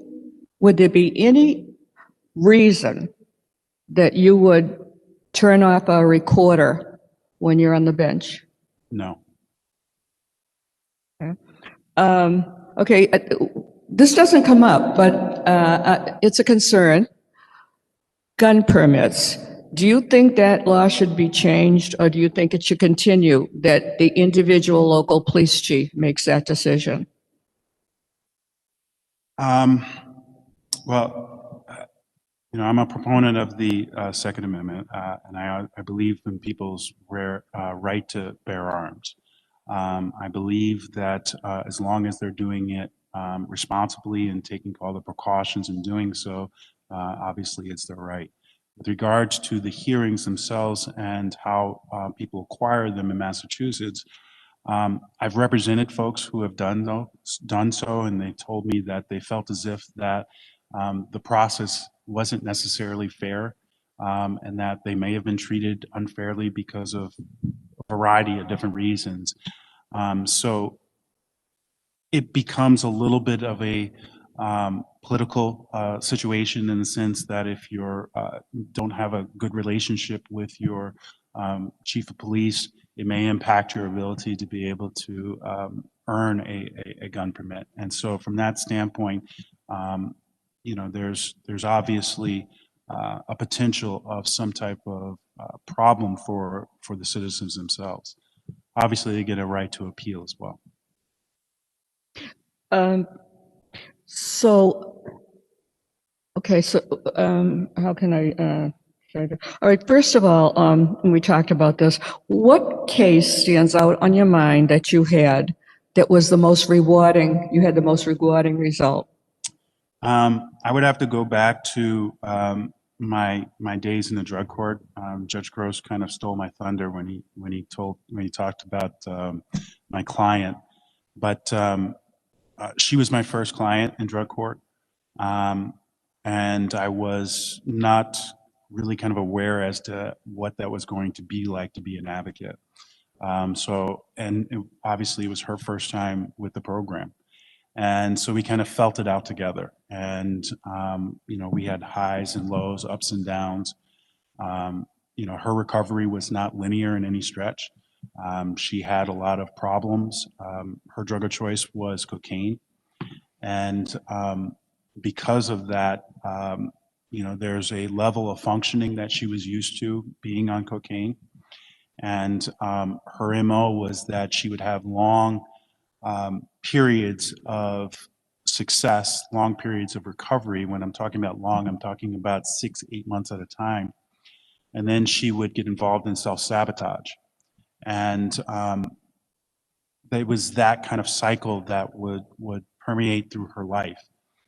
And it happened while we were in the drug court. And I remember having to go to the women's correctional facility in Chicopee and sitting down with her and talking to her, and we talked about that particular aspect. And you know, we had a very good conversation, and I said to her, look, you need to figure out why you're here. You need to figure out why this has happened, why you continue to self-sabotage, why you continue to get to a point where things kind of fall off the cart, so to speak. And kind of left her with that type of homework. And when I came back to see her in a couple of days, she told me that she needed to double down on her therapy. She needed to figure that out and really concentrate on that. But that was really what the crux of her problem was. And eventually she ended up getting out of jail. She ended up getting back into the drug court. She ended up graduating. You know, I still talk to her even to this day. She told me just the other day that she's celebrating over just about 2.5 years of sobriety at this point and sustained recovery. She is, as Judge Gross already talked about, has gone back to school. She's trying to become a recovery coach. She's working for BHN in Springfield, looking to give back to the community that that she's been such a part of. And so I couldn't be more proud of her. And for me, it was the most rewarding part of my career. And I can say hands down that it was a pleasure to be able to represent her. That's great. Now, there has to be disappointing results of a case that you've had. What stands out? I have one case that stands out. I had a woman, I'm not going to use her name, but I had a woman who was, she was in her 40s. She had two children, 11-year-old boy, a 9-year-old girl. And she, about a year before I came into her life, her husband, it was right after Christmas, right around January sometime, early January. I guess he had been battling with depression. And one night he went into the bathroom while everyone was sleeping and hung himself. Unfortunately, the 9-year-old girl got up in the morning and found her father hanging in the bathroom. And what I understand, this was, if it wasn't her birthday, it was like right around within a day or two of her birthday. So as a result of this, she was acting out. And she was in school, but she was acting out. When I'm talking about acting out, she was, disrespectful to the teachers, saying things that were alarming, like, talking about death, talking about killing herself, talking about killing other people. She became a handful in the sense that they couldn't control her outbursts, or, she was hitting other teachers. And obviously this became problematic with the school system. The school system wanted to see the mother more active as far as trying to address these particular problems. When I got involved with her, it was because a care and protection was filed by the school district. The mother had explained to me that she had her in counseling, that she was providing her all types of different services, that she was always available to her to the extent that she was having difficulties in her employment, the amount of times that she had to run back and forth from her job to the school. And the attitude that she received from the school was, "You're not doing enough." And as a result of all that, there was a 72-hour hearing that was held. The purpose of that hearing is to make sure to decide whether or not the mother should continue to have custody of the daughter. We had a full hearing. There were quite a few. There was quite a few witnesses that testified. Uniquely to this particular case, DCF was actually on the side of the mother. They were not looking for this 72-hour hearing to occur. It was actually promulgated by the school district. And, luckily we were able to get the judge to consider, although she did keep the care and protection open, she did not remove custody of the daughter from the mother. Thinking that that would cause more harm than it ever would do any good. But this situation was obviously traumatic. It was traumatic to the mother. It was traumatic to the daughter. I actually went over to the house of the family to interview the mother because she actually quit her job in order to be a stay-home mother so that she could give more time and be available to her kids. And in doing so, she ended up removing her daughter from the school system because she no longer trusts the school system. And I got an opportunity to interview not only her, but also interview the daughter as well. And she couldn't be more sweet, but obviously she was dramatically and tragically affected by the trauma that she had already gone through. And so this case stands out to me because what we do in the legal system, we try to help and benefit the lives of the people that come before us in some way. With this litigation, the way that it was done, the way that it continued, it was traumatic to this family. And I don't think that justice was served by putting her or this child or anybody else through this. And so it always stands out to me as a situation where justice just failed this family. And so I've always kept that in the back of my mind. You know,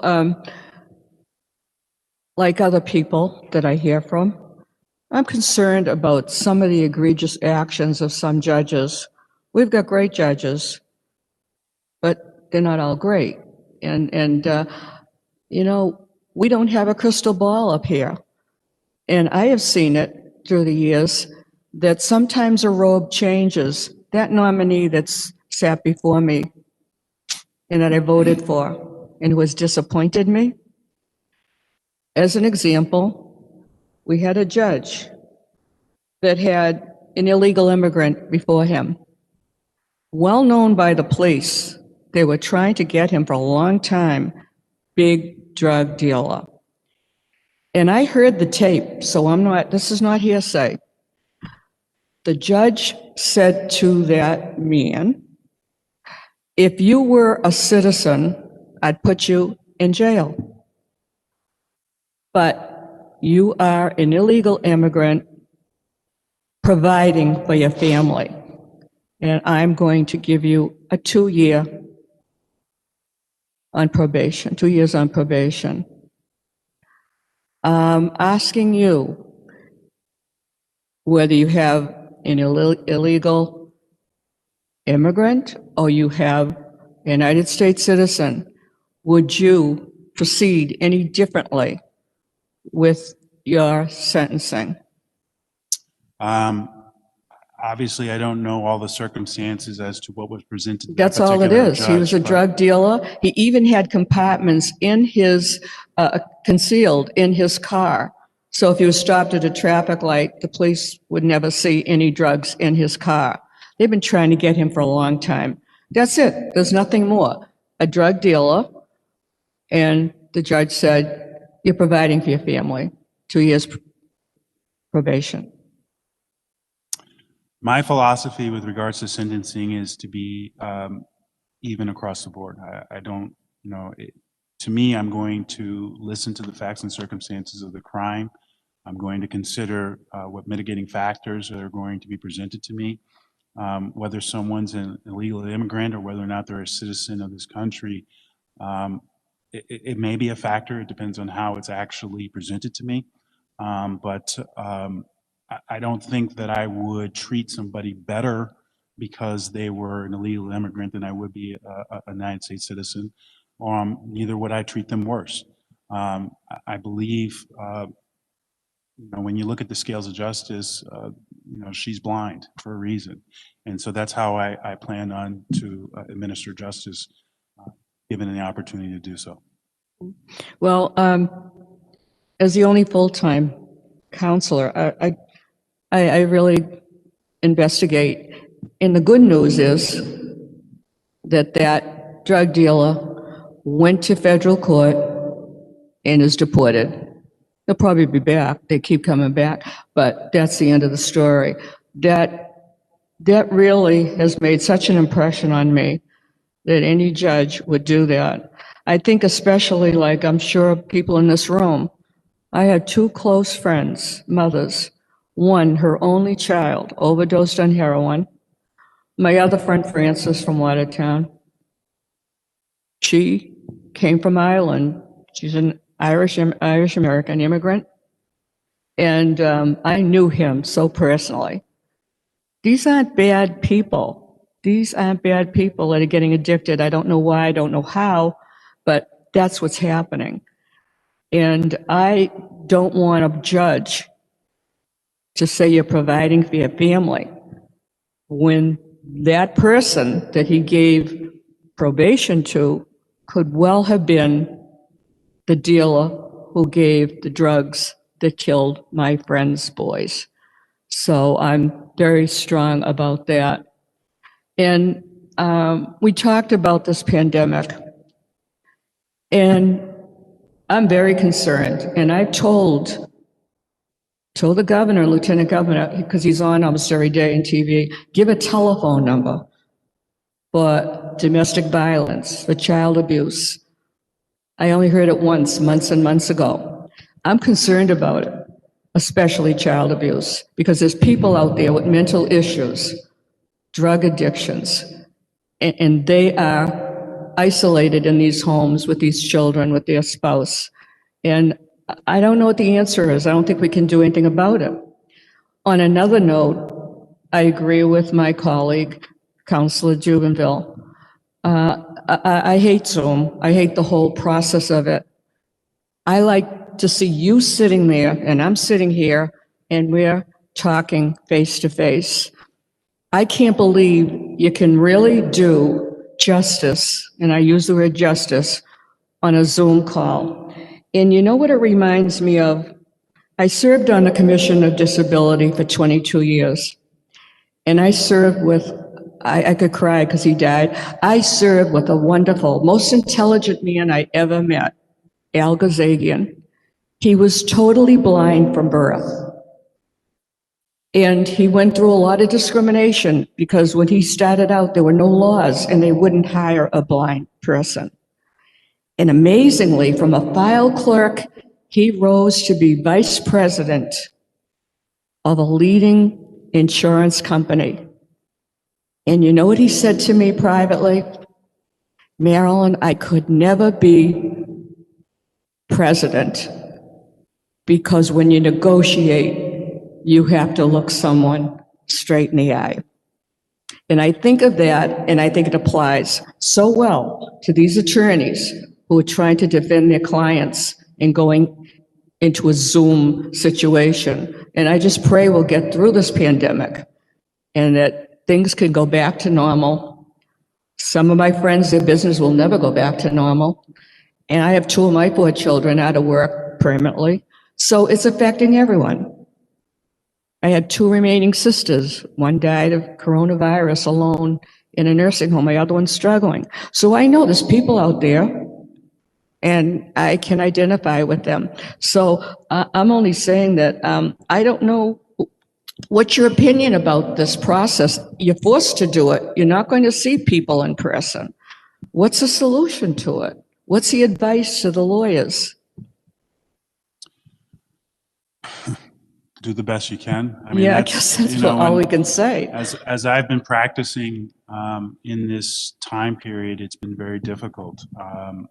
I echo some of the sentiments made by Councilor Jubenville with regards to some of the, the clues that you get in body language that are lost. Zoom calls sometimes will short out or won't be as clear, and so you lose a lot there as well. All I can say is that whatever the new normal is that comes after this, we have to be mindful that there's a certain level of justice that we have become, that we've become accustomed to, and we should not try to skirt that or circumvent that just because it is convenient or somehow, cheap or somehow better for the bottom line. These are people's lives that are at stake, and to be an attorney who's represented folks in this, you want to make sure that you're doing right by your client, and it's very difficult to do that in a total virtual. Well, I have to say that you certainly have demonstrated to me in your public and private life that you're a caring person, you're compassionate, love your family, and put them before yourself and jeopardizing your future as a lawyer. So thank you for reapplying. Third time was the charm, I guess, and I hope this is a message to people who have been bypassed, who found out that the person that was nominated was not as qualified as he or she. And you saw that, and you're here now, and I can't be more pleased. And I want to thank you for all your time, because in addition to meeting with me on that, you actually drove home in the snow, that you also were so concerned about getting that governor's council questionnaire in. You drove to the State House before you met with me.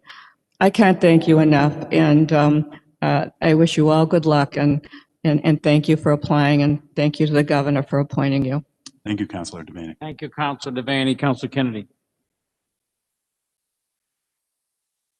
Morning, I think it's still morning. Morning. We had a long talk on the phone, and we answered most of my questions, but I do have a few questions I want to go over with you. Many things have been covered, obviously. First, I want to start with a comment, and the comment has to do with diversity. One of the things that I have been fighting for since the time I started on this council is for a more diverse bench. I congratulate the governor for nominating you, because it does add to that diversity. I think that Governor Baker's done a tremendous job recently, especially in terms of diversifying the courts. But you also bring something else. You bring diversity in terms of your practice. Very few people come before us who do what you do, which is a mix of criminal and civil and probate. You won't be doing much probate in the district court, but you'll certainly be doing civil and criminal. You're kind of a throwback in that sense. I do criminal and civil, but very few. I'm sorry? Speak into the microphone. I'm sorry. Very few people who come before us have that diverse a background in terms of practicing law, and I think you bring something very valuable with respect to that. I want to talk to you about the civil side of things first. You indicated that you, in your questionnaire, that you handled a variety of civil cases, mostly torts, car accident cases, slip and falls, and things of that nature. Is that correct? That's correct. Okay. So you deal with insurance companies on a regular basis. Is that fair to say? That'd be fair to say. Okay. One of the things I wanted to talk about is 93A claims.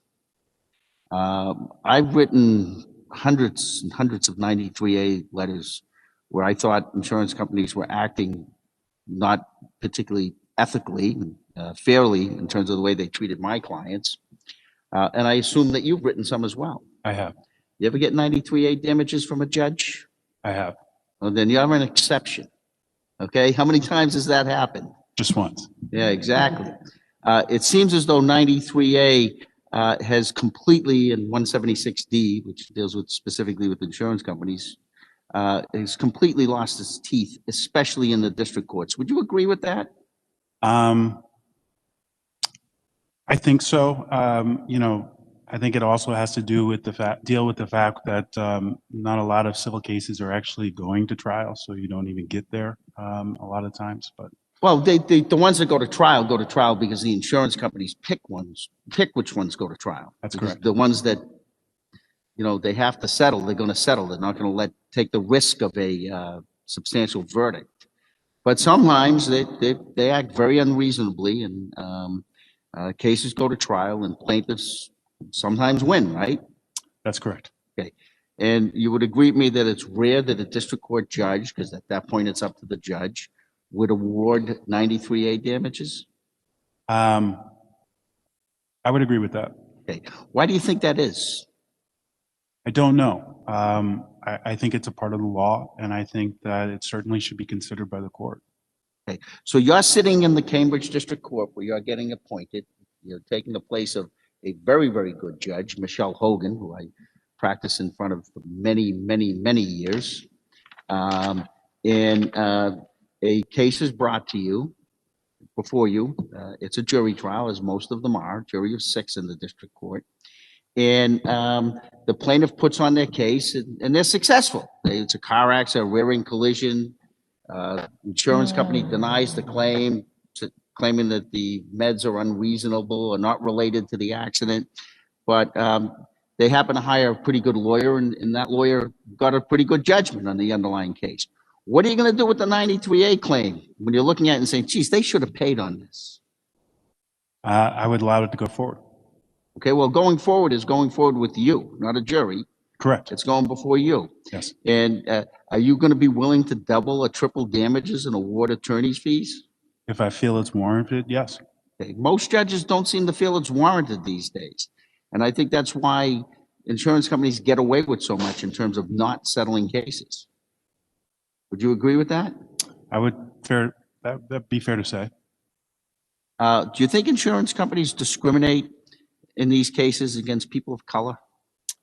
In my experience, I think that people of color don't get treated as the same as other folks. Yes. By insurance companies? Correct. Okay. And people, not just of color, but people from poorer communities. Would you agree with that? I would agree with that as well. And how are you going to address that when you're sitting in the Cambridge District Court? Well, the insurance companies, obviously being the ones that are being sued, are the ones who elect what type of trial they have. So they're going to generally elect a jury trial. But if there is a decision that gets to me after a jury verdict, certainly I will make what I feel to be a just decision under the circumstances. Well, I represent a lot of poorer communities. My office is in Everett, which is not a wealthy community. It's where I grew up. I represent East Boston. I represent Lynn. I represent Chelsea. And my experiences with the plaintiffs who come from those communities, that insurance companies don't treat them as fairly as they do people who come from other communities. And I would hope that when you're sitting in the Cambridge District Court, that you think about that and address that appropriately when those cases come before you. Now, do you think that the folks who appear before the courts, we've heard a lot about implicit bias. We've heard a lot about how each one of us in some way, shape, or form has some type of implicit bias that we have to look into ourselves and try to address. Have you seen that type of bias in your practice? I can think of times where I've thought that that was what was going on. You think it happens in the courts? I think it does. Yes. You think it happens with police officers who will pull somebody over? Yes. Okay. You familiar with the Long decision that just came down from the Supreme Court? Yes. And that decision basically made it easy to prove implicit bias by police officers. It didn't change the law. The law is the same. You cannot stop somebody because of their color or race, ethnicity. That's been the law of the Commonwealth in the country, in theory since its beginning, but practically speaking for maybe a couple of decades in terms of the case law. But it hasn't changed it, but it's made it easier to prove. How are you going to look at those types of cases in terms of motions to suppress? Are you going to be able to really take a look at them and without out and out saying, well, he stopped this guy because he's Latino, or he stopped this guy because he's black? You think you can be able to look at it and say, you know, maybe not intentionally, but maybe there's an implicit bias there that caused it? I think it's certainly one of the factors that a good judge should be able to take into consideration when making a decision on what might have occurred on any type of traffic stop. Absolutely, especially when you're dealing with you know, an officer that is a different race than the person who's sitting in the defendant's table. Okay, we have an African-American man who's driving down the street and it's stopped for a traffic violation. And that stop is made by 3 officers that are in an unmarked unit that are part of the drug unit. Those are the facts. Traffic violation, red light, speeding, I don't care what it is. I don't think that's relevant. Not using a blinker, whatever. How are you going to look at that case? You've seen it 1,000 times. I've seen it in my practice 1,000 times. And we all know what's really going on there. Sure. You know, members of detectives from the drug unit are not stopping people for not using their blinker, right? They're looking for something else, right? Exactly. Are you going to be able to look at that and say this stop's no good? I I'm certainly going to look at it in that type of lens, and have a discerning eye with regards to what the underlying reason is for the particular stop. Absolutely. Well, I just gave you the reason. It's Yeah. a failure to use a turn signal. Drug unit stopping an African-American male. That's it. Yep. What are you gonna do with that? I'm going to follow the law. And, What is the law? well, with regards to that, if they had a bona fide reason to stop them, I get bona fide reason is for Sure. not using the blinker. sure. Then I would, I don't necessarily agree with the reason why they are allowed to do that, or even the rationale behind it. But if it's a good stop, then it's a good stop. And But that's not what Long says. but I understand that, but then I would hope that whoever the defense counsel would present to me evidence that would support what Long says in order for me to be able to do what I can do. But I just gave you that. It's the drug unit making the stop that normally does not stop people for failure to use a turn signal. It's an African-American male driving the car, and he didn't use his blinker. Anything to talk about there?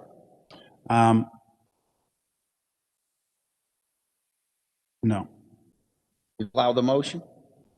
I don't think so. You would not allow the motion No, in those circumstances. no. Doesn't that go against the whole Long decision? Allowing the motion? Yeah, the motion to I'm suppress. sorry, I misspoke. I would allow the motion. I'm sorry. Okay. You surprised me with that. No. Okay. I misspoke. I apologize. Fair enough. All right.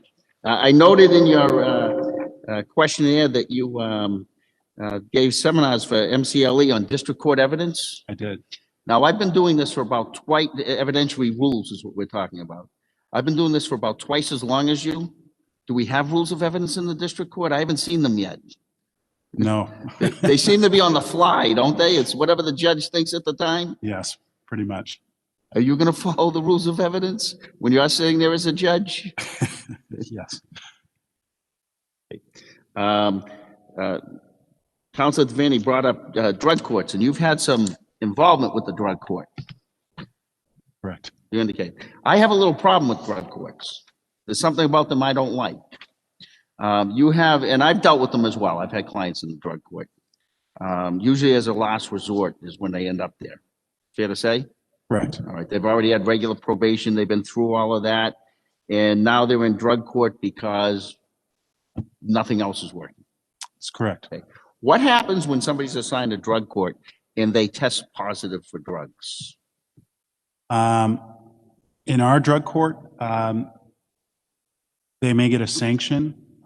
Which might mean they get locked up, right? No, they don't get locked up. What a sanction in our drug court means, they may have to do, what we have is we have a court clinician that is assigned to us. He runs a group therapy program for our participants. They may be required to sit in on that particular therapy for a week if they're not already involved, or they may have to provide an essay as to what happened around the failed drug screen, and kind of talk about how their recovery is going. Well, that's not the case with most of the drug courts, is it?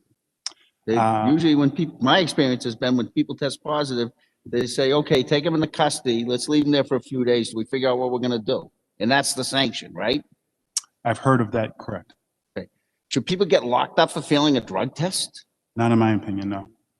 Would you lock somebody up if you were overseeing the drug court in Malden? I think covers Malden and Cambridge right now, was run by Judge Lamoth.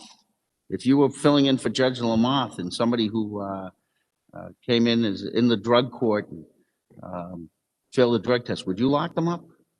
Generally speaking, no.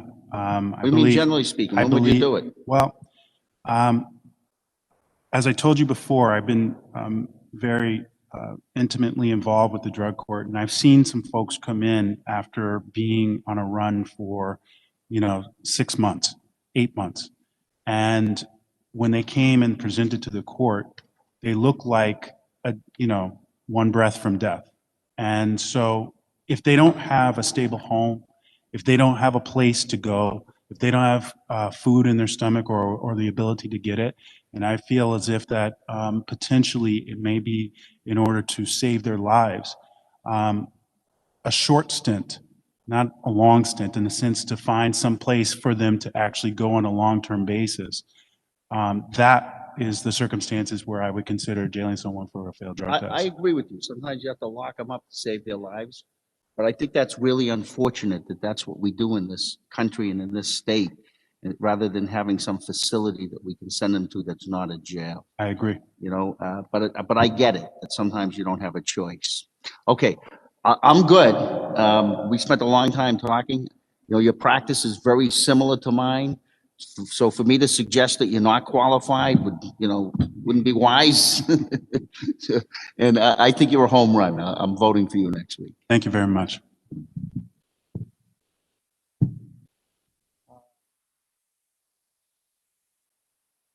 Counselor from Worcester is doing a heck of a job.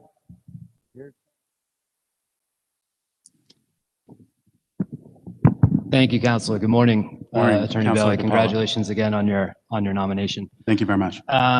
So much has been said and topics that concern me have been brought up, and so I just wanted to put a point on a couple more issues really briefly. The first is I listened to your moving sharing of the compassion you had in the case with the young woman and the care and protection case and how that unraveled. And like you, I've interacted with the juvenile court. And so I'm sure like you, I know that the kids who wind up there, whether it's a CRA or a delinquency, are grossly disproportionately coming from particular communities. To Councilor Duff's earlier point, LGBTI a community, certainly Black and Latino, especially boys, showing up there disproportionately, and kids who are in our foster system. And there's so many factors for that. Again, as you know, as simple as, the fact that a school resource officer is in a particular high school grossly, increases the odds that a kid's going to wind up in the court system for something that a kid in another school would not, just by the basis of that. And we know that that happens more often than not in school districts that are predominantly Black and Latino. So, I'm wondering how that factors into your philosophy around the district court, because kids who end up on that path are going to end up in district court as adults in high numbers. And so I'm wondering how that context would inform your jurisprudence.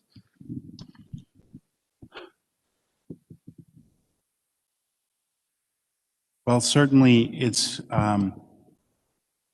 always sad to kind of see people who graduate to the district court from juvenile court. And particularly when they're from lower income communities or people who are brown or Black, obviously. I think that as far as where I would sit, I've always favored a form of rehabilitation over incarceration. And so I would assume that and hope that whoever was the defense counsel representing them would present some type of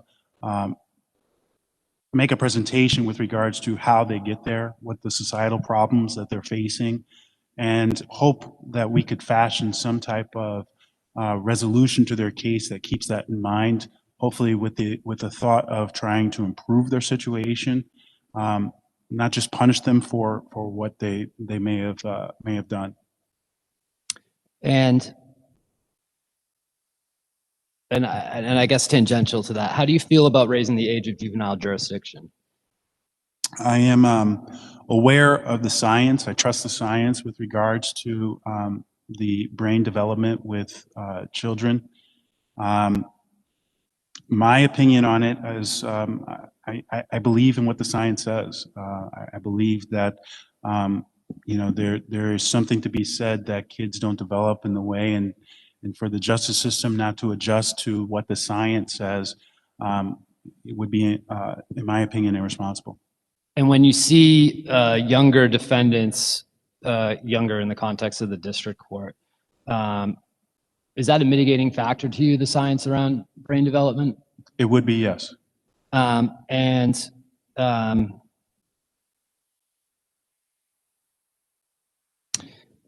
And regarding your proclivity towards rehabilitation, and I appreciated in your application, you mentioned rehabilitation, deterrence, and punishment in that order as some of the factors you'd consider in exercising your discretion.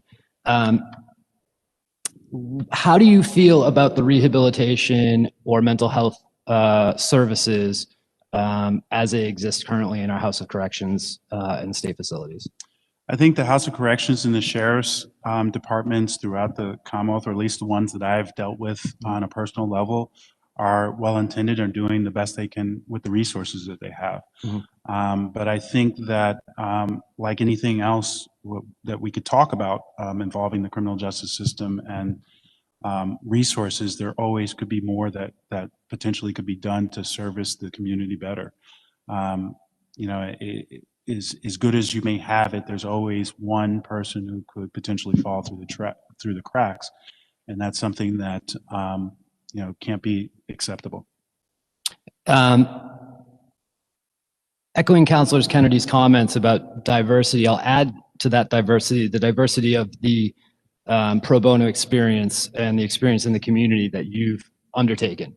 And I feel so good about you sitting on the bench because of that track record of serving the community and because of the substance you've brought to us and because of the praise and substantive praise that we heard this morning.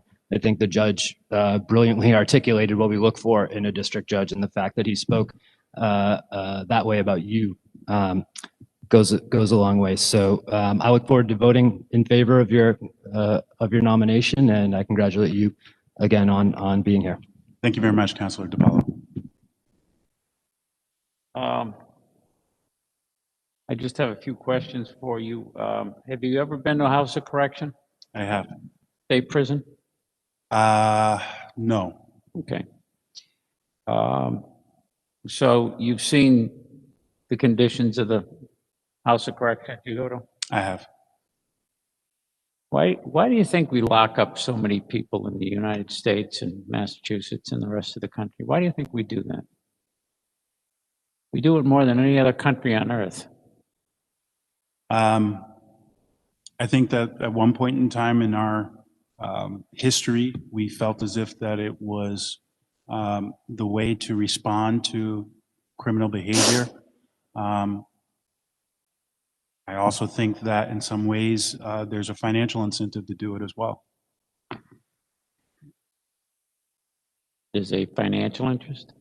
I said financial incentive to do it as well. How's that?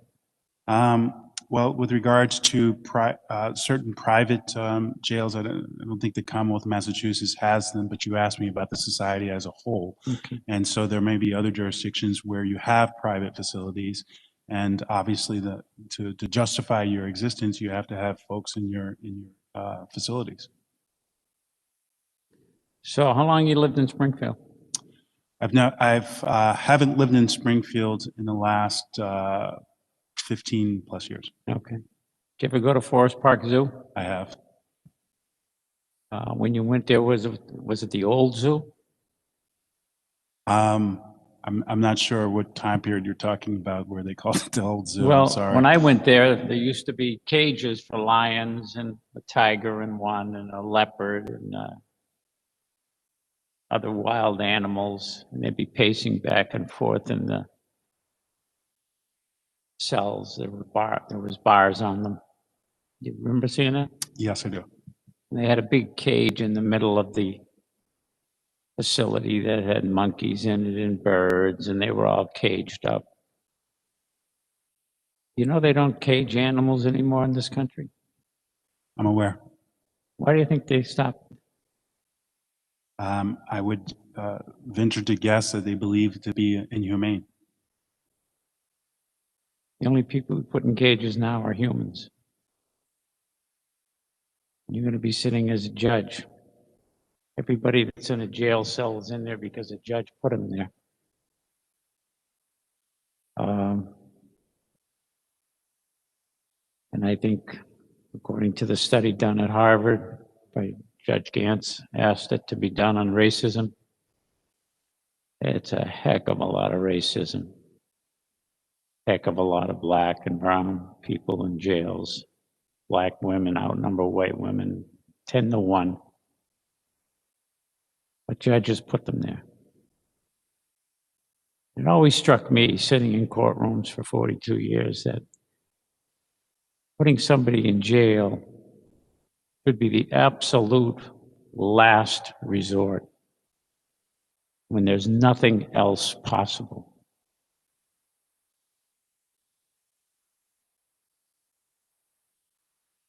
But I don't see that. I still see the default position of judges is jail. It's easy. You don't have to think. A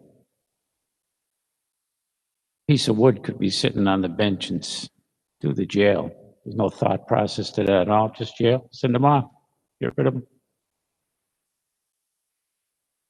So I don't think you're going to be one of those type from what I hear about you. And, you know, it costs a small fortune to keep people in those facilities. And a lot of them suffer from mental health, which we've never got our hands around. For some reason, we think it's going to go away by putting people in jail cells. Do you think the prosecutors use the dangerousness hearings too much today? I can tell you that in my, as I've been litigating for the past 19 years, I've seen an uptick in the amount of filings with regards to dangerousness hearings, certainly in the last 5+ years.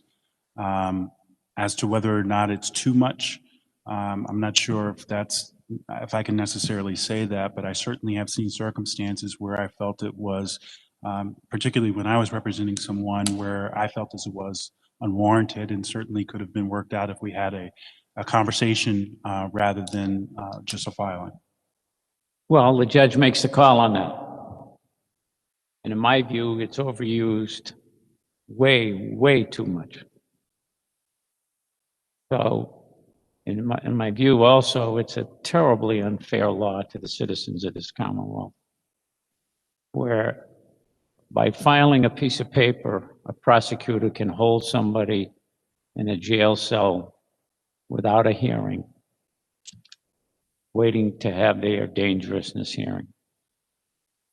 Take away their liberty and put them in a cell just by filing a piece of paper.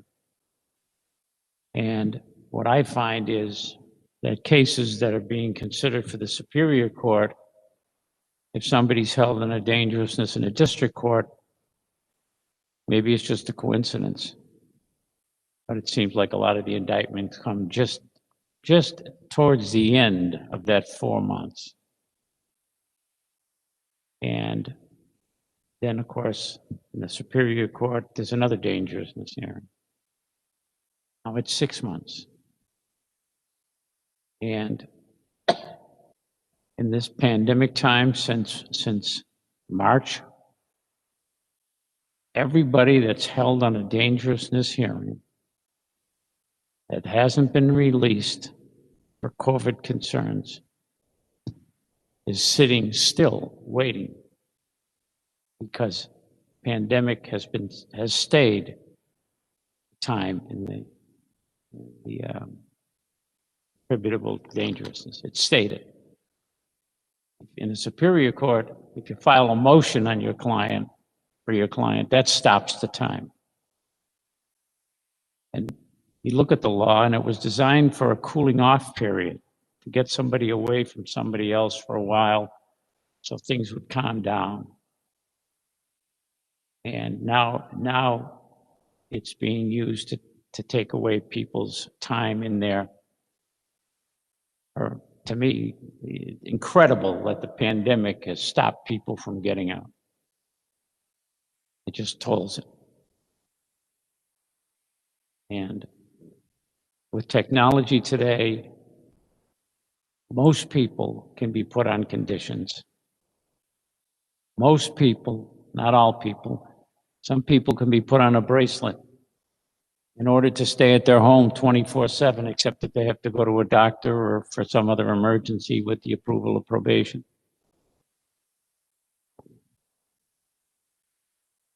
Are you going to use those devices we have today to keep people out of cages that cost us a fortune.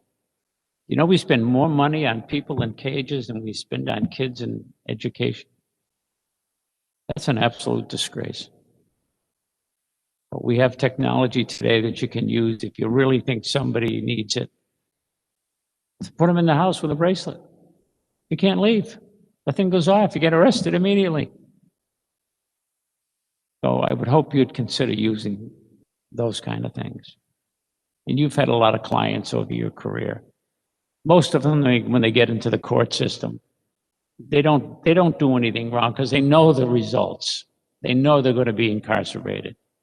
So the vast majority of your clients show up for court. They don't commit any more crimes when they're out. So I just think it's a shame that we still incarcerate the amount of people we incarcerate. Especially for nonviolent crimes where they haven't hurt anybody. We talked about the drug court. So let me give you this scenario. You're sitting in the drug court. They bring in 10 people on probation. Probation officer says, Johnny Smith has done well. Sally Jones, she tested positive 2 weeks ago. You said you would not put her in jail if the probation officer said, I'm recommending that she be incarcerated. You wouldn't do that? Generally speaking, no. Okay, aside from the example you used, aside from that, okay, so I went to a drug court I spoke at one time, and that scenario happened. You get put in the dock. Another person tested positive 2 weeks ago, put in the dock. I said to the judge, why did you put those two people in the dock? Well, we give them a little taste, so to speak. I said, but if they're working, they're going to lose their job. If they're providing money for their family, they're going to suffer. And from what I heard is they tested 2 weeks ago, but yet they came here today. They didn't default. They came here. Do you think putting somebody in jail is going to cause them to overcome a heroin addiction? No. I agree with you. I don't care if you put them in there for 3 years. When they get out, they still got a heroin addiction. Have you heard the state of Oregon did? Yes, if you're referring to the legalization, yes. They decriminalized all small amounts of every drug. What do you think of that? It's certainly progressive. I don't live there, so I don't know how their population is, but I think that it certainly will impact the criminal justice system in the sense that you're not going to have a lot of folks who have small amounts of whatever the drug might be, with a turnstile into the jails on a regular basis because they get tripped up because they have, a small amount of marijuana or a small amount. Why do you think people sell drugs for money under the radar? Why do you think people sell drugs? Because it's illegal to do it in the open. Yeah, but why? Yeah, but I don't do it, but I know it's illegal. But there are a lot of people that sell because they know it's illegal, right? Correct. Why do you think they do that? In my experience, it's been from a variety of different reasons. One would be in order to support a habit that they may have themselves. Another reason may be so that they can eat. Another reason may be in order to because they don't have any other type of resources available to them to be able to earn money in a legal fashion. So each of those examples, there's a money issue involved, right? That's correct. They sell a drug and they get money, don't they? Correct. So we've been fighting the war on drugs now for 50 years. Have you ever heard of a war that went 50 years in the United States? No. 50 years. And we're still fighting it. And the only people that are making out are the drug sellers that don't care what they sell on the street. They don't care what effect it has on the person paying for it. And the person paying for it under an addiction has to get money somewhere. Some people steal for it because the addiction is so bad. And I think anybody with a bad heroin addiction, anybody, including myself, if we had no money, we'd have to steal to get it. So the question is, why do we keep letting the drug sellers sell and make money? We can't stop them. We haven't stopped one bit of it in 50 years. Why do we keep doing it? Isn't there some other way?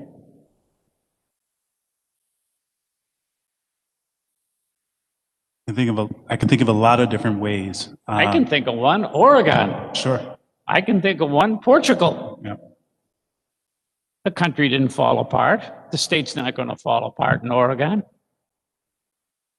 They've just cut out the drug seller. They can't make money anymore. There's nobody to sell to. Crime rate tumbles. The killings involved, the drug sellers killing each other over product and all that other stuff.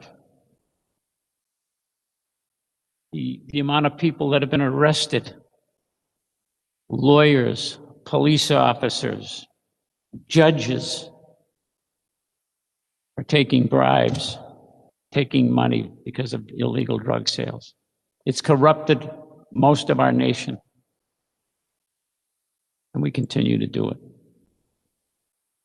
We don't learn our lesson, in my view.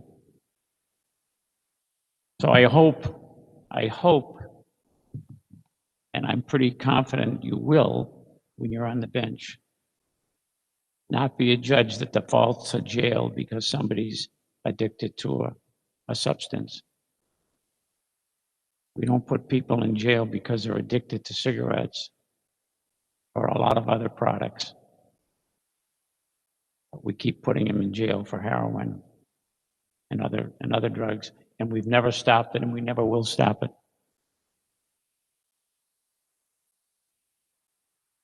Did you vote for the legalized marijuana?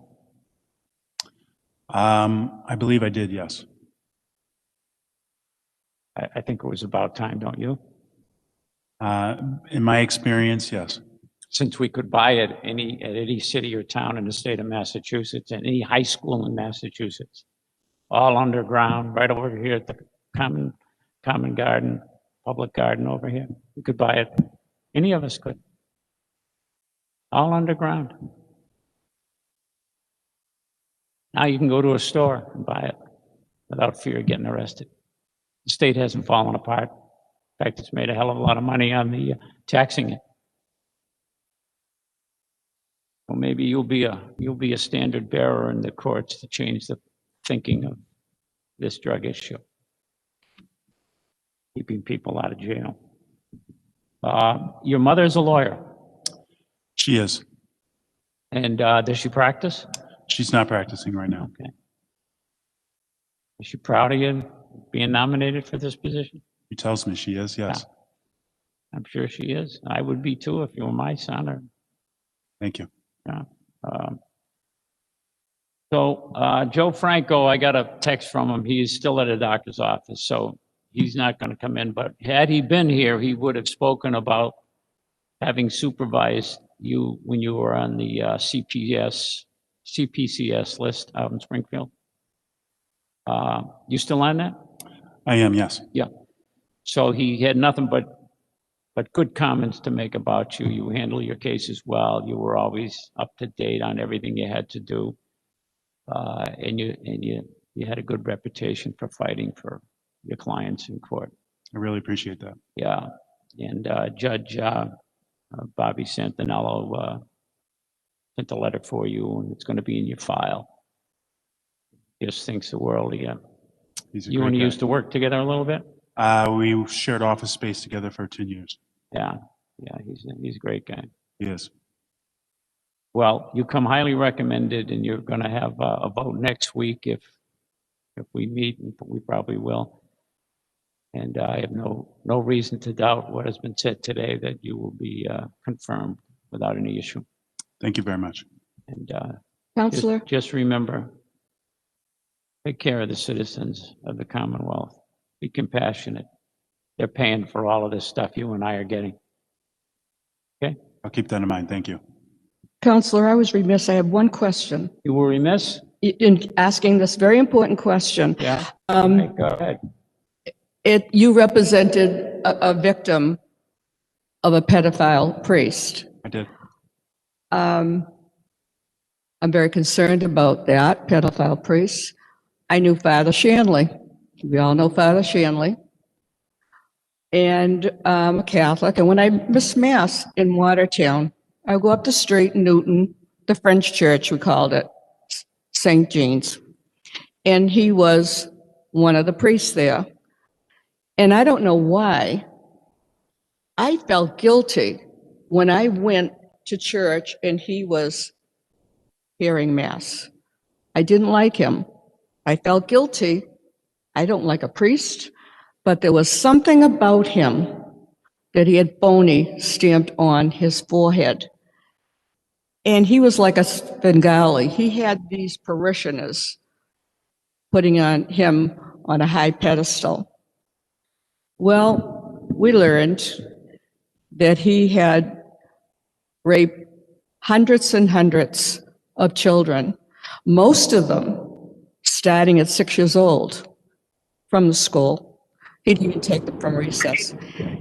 And I know personally the Ford family, and they went publicly that their child had been raped from the time he was 6 to 12 years old. And no one would believe them because they were the first. And all the parishioners turned on them. He cried. He was a phony. He went before the parishioners and everything. He didn't get a life sentence, which he should have. I really believe no one should have. And to put salt in the wound, he was sent to New York to oversee male boy prostitutes whose mothers were prostitutes, and they don't even know who the fathers were. It was like putting a kid in a penny candy store. Not only did he violate them, he pimped. So I'm very glad that you got that case and you gave it your all, because I don't call someone like that a priest. They're the most vile people in the world, and to me, there's no punishment enough for a pedophile priest. So having said that, tell us about that case that you had. Sure. It was a number of years back. I represented a gentleman. He was in our office, and he was there because, I believe he was there because of a divorce that he was going through. And we were sitting around talking, and we were having a conversation about something in regards to his divorce. And he almost matter-of-factly, in the middle of a conversation, blurts out the fact that he had been abused by a priest. And we did not really kind of appreciate what he had said, because it was so matter-of-fact as to the way that he kind of brought it up in the middle of a conversation. But what ended up happening was that he repeated himself, and we started to think about how we were going to address this issue. He requested that I represent him because we had a very good relationship. My partner felt as if that it would be a conflict for him to continue going forward with it. And so we sat down, had a more detailed conversation with him, kind of unpacked all of what his memory was. And basically what he told us was that when he was a young boy, probably about the age of 6, 8 years old, his mother was very involved in the Catholic Church. She was honored by the fact that the priest at this particular Catholic church wanted her son to be an altar boy. And so he served as an altar boy for a couple years. And in so doing, eventually his relationship with the priest grew.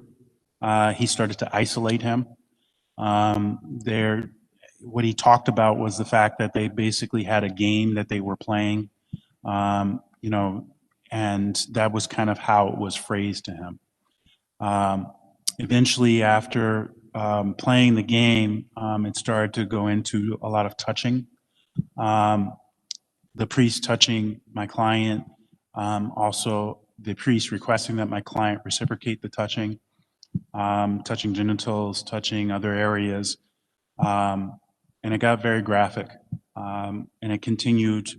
He continued to pervasively sexually assault my client over a period of years. My client did not tell anybody what was going on. What was kind of phrased to him was that he needed to keep it quiet because God would not appreciate you breaking a secret that you have with a priest. And he did keep it secret. He kept it secret for a long time. The only reason that the abuse actually stopped was because... I just got to interrupt and give you, can you wrap it up like in a minute or two? We got the Lieutenant Governor coming in. Absolutely, absolutely. The only reason it stopped was because he was transferred to another parish. And so we ended up filing a complaint in the Superior Court. A lot of those cases were grouped together, and we ended up going to a high-low arbitration. He had to opt in as a plaintiff as the arbitration. He did so, and then we were able to kind of tell his story. It was very therapeutic to him to be able to do so. We were able Thank to you. I'm sorry, we were able to get I don't remember exactly what the settlement was, but we were able to get him aptly compensated.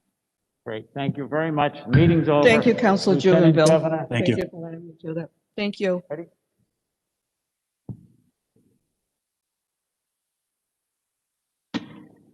Good afternoon, everyone. I know you have a really busy agenda today. I just wanted to start our assembly and call it to order and ask Councilor Duff to lead us in prayer and pledge. Thank you, Lieutenant Governor. Just a moment of silence to honor all the teachers who are working so hard through this pandemic and hoping that they will all be vaccinated soon so schools can open, parents can get back to work, and the economy can get going. So may they all have the strength that it requires right now to do this challenging work, and just let them know our thoughts are with them. I pledge allegiance To the flag of the United States States of America, and to the republic for which which it stands, one nation, under God, indivisible, liberty and and justice. justice for all. Okay. I recognize Councilor DiPaolo for a motion to record advice and consent for the financial warrant. So moved. Second. There's a motion and a second. All in favor, say aye. Aye. I recognize Councilor Hurley for a motion to record advice and consent for the pending list of notaries public and justices of the peace. So moved. Second. There's a motion and a second. All in favor, say aye. Aye. I recognize Councilor Duff for a motion to record advice and consent for the appointment of Kristen Buxton to the position of Associate Justice of the Superior Court. My pleasure and honor to submit that nomination, Governor. Second. Is this on Attorney Buxton? Yes. Yes, it is. Okay, There's a motion and a second. Councilor Devaney? I second it, and I have, can I speak? Lieutenant Yes. Governor? Thank you. First of all, I ask your indulgence because this is a very unique, and I'm 100% for this, and I thank you and the governor. She knocked it out of the park. We have got one of the best that I've seen in my 21 years. But I'm going to ask your indulgence because I have a statement that's going to be put in the record in our files. And it's very important to me because it's unique. I have been thoroughly involved in 3 of Attorney Buxton's cases. They have been covered in the media, in newspapers, and on TV. So I hope you'll all you allow me to put this in my statement because I think it's very important that I have this in our file. First of all,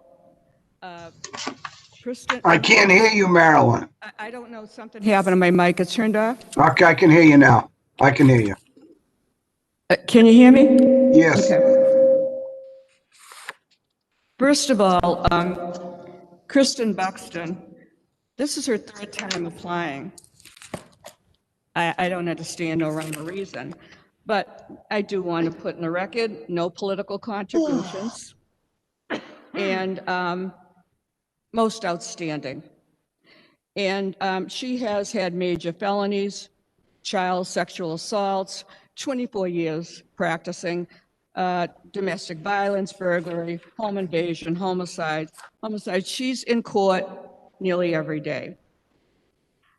I believe with the increase of violent crimes in this society, we need a judge with her excellent criminal background of cases.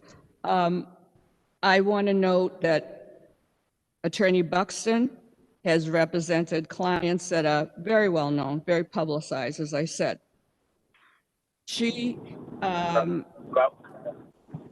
We received many letters, but we received a letter from Louis, and he said that he couldn't say more about Attorney Buxton and how highly he respects her. And he reported about being in a case, she was in court for 6 months. Okay, so interesting, I saw this case on Court TV. And it was an Asian man who worked he was a small store owner, and he was working late. So he went in the back, and he was going to sleep overnight when 2 men came to rob him. They beat him brutally. They were forcing him to open the safe, and he was so wounded, he couldn't stand to open the safe, so they shot him. It was a long trial requiring different people who could speak 2 languages to interpret for the 2 criminals. Now, the case that we are all, I'm sure everyone has heard, it was the case of a woman who broke into a home in the middle of the night, kidnapped a 2-year-old baby from her bed, assaulted her, burned her with cigarettes all over her body, from head to the bottom of her feet, chopped off her hair, leaving deep wounds. Then she dropped her in this cold winter night, naked, by the side of the road. And you know what? She was still awake. And there was woods on the other side. If this baby had gone into the woods, this would have been a homicide. An elderly couple driving by, they thought it was a doll, but decided to turn around. They wrapped her in clothes. She was transported to a hospital. Now, I talked with the father for over 20 minutes, and he asked the council to vote no on Susan O'Neill, who was representing the client, and Miss Hannah. And they didn't come because they didn't want to bring any more attention with reporters. His daughter was 7 years old now. And he told me that she still had trouble putting on her socks in the morning because of all the scars all over her legs and her feet. So Miss Hamill went to court, and Attorney Buxton asked for up to 15 years. Susan O'Neill asked for 3 years. And the judge sentenced her to 5 to 7. She will be out next week. She will be on a bracelet for a year. Now, she also, Abigail Hannah, went to the parole board for 2 years, and I checked with them. They rejected her for 2 years, and they told her, yes, she has schizophrenic. A lot of people coming before them have schizophrenic, but no one is sexually assaulted, brutally tortured, and left a little naked child at the side of a highway. So now she has got medical help and so forth, and that's great. Because of a new rule that I found, that for good behavior, an inmate has 2 weeks off a month of their sentence. So she'll be released next week. With the stipulation, she will not be allowed to enter the towns and cities of the children she has attacked. And as I said, the parole board told her, this is not the first time that you've done this. So, so given that. So now the third case we all read about, she was prosecuting a well-known drug dealer that I just mentioned to a nominee today, okay, at the Salem court. The judge in the Salem court said, because he was not a citizen, he wouldn't put him in jail, he sent him to 2 years probation. Okay, so the good news, as I said, following up on this, he was in federal court and he was deported. So I want this on the record on our files, because this is the most unique situation I have ever been in, to have a nominee before me that I know thoroughly about 3 of the cases. And in fact, one of the cases, my colleagues voted, I was the only one who voted no, on Susan O'Neill, who was who defended Miss Hannah. So I think it is my responsibility, and I'm incumbent to have this filed in our office. And I always say I look for compassion and empathy. And Attorney Buxton has it. She follows up with victims, including the family of this baby victim who perpetrated the cruelest crime on this 2-year-old child that is now 7, that will never have a normal life for what she endured. I understand and I want to make it clear. I believe and I understand every person, no matter how vile, deserves to be represented. But I'll tell you why I voted no against Susan O'Neill. She had no compassion. She had no empathy. And when I told the account that I got from the father, and I wrote down, and I just read to you, she was asked by my colleague, is that correct what Counselor Devaney said? And she said it wasn't really the full account that she got about the wounds. And my account was right from the father. You know what I wanted? I wanted compassion and empathy. I wanted Susan O'Neill to say, I represented the best of my ability for my client. But you know what? I had sleepless nights thinking of that baby. She never mentioned the baby. And so she's sitting on the bench, and she'll be sitting on the bench with Judge Buxton. And so, I couldn't be more pleased. First of all, I want to thank Attorney Buxton for reapplying, not once, not twice, 3 times. And we lose people. They apply and they see someone less qualified and they won't apply again. So I thank her publicly. And I thank you and the governor to finally recognize this person. And you know what?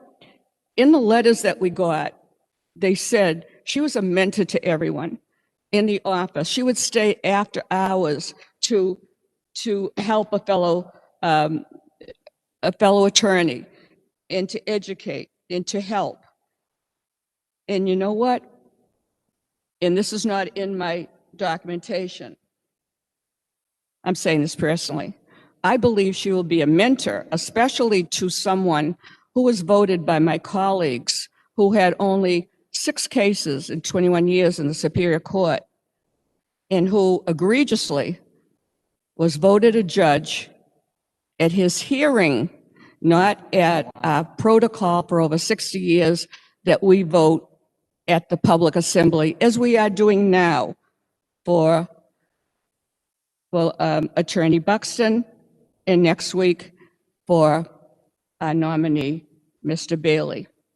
So I know that she will mentor. She will be such an addition on the Superior Court.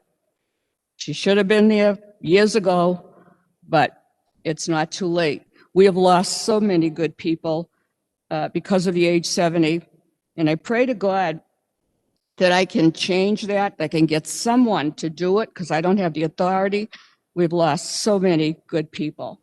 So with that, I'm going to end, and I thank you, and I thank my counselors for being patient to let me get through this. But I think, in all due respect, I think that this nominee has gone beyond what we have seen in other nominees, and I'm very proud, and I usually don't say it, I'd be proud to vote today, and I know that she'll be such a credit to the Commonwealth of Massachusetts. I want to thank my counselors for their patience. Thank you, Councilor Devaney. Thank you for your comments. They will be part of the record. And we do have a motion and a second, and unless there's anyone else that would like to be heard, we can move forward with the roll call. Councilor Ferreira? Can you say that a little louder? It was hard to Councilor hear you. Ferreira, please. Yes. Councilor Jubenville? Yes. Councilor Devaney? Yes. Councilor Iannella? Councilor Iannella? Yes. Councilor Duff? Yes. Councilor Kennedy? Yes. Councilor DiPaolo? Yes. Councilor Hurley? Yes. 8-0, Governor. Okay, thank you. We have a new nomination today. His name is John Garland, has been nominated to the position of Associate Justice of the Boston Municipal Court. This falls within your jurisdiction, Councilor Iannella. Yes, thank you. February 17th at 10 a.m., if that works with everyone. Okay, then it's February 17th at 10 a.m. For your hearing with John, also known as Jack Darland. I thank you. I know you have a lot on your plate today. Be safe and be healthy. Thank you. Concludes our business. Thank you.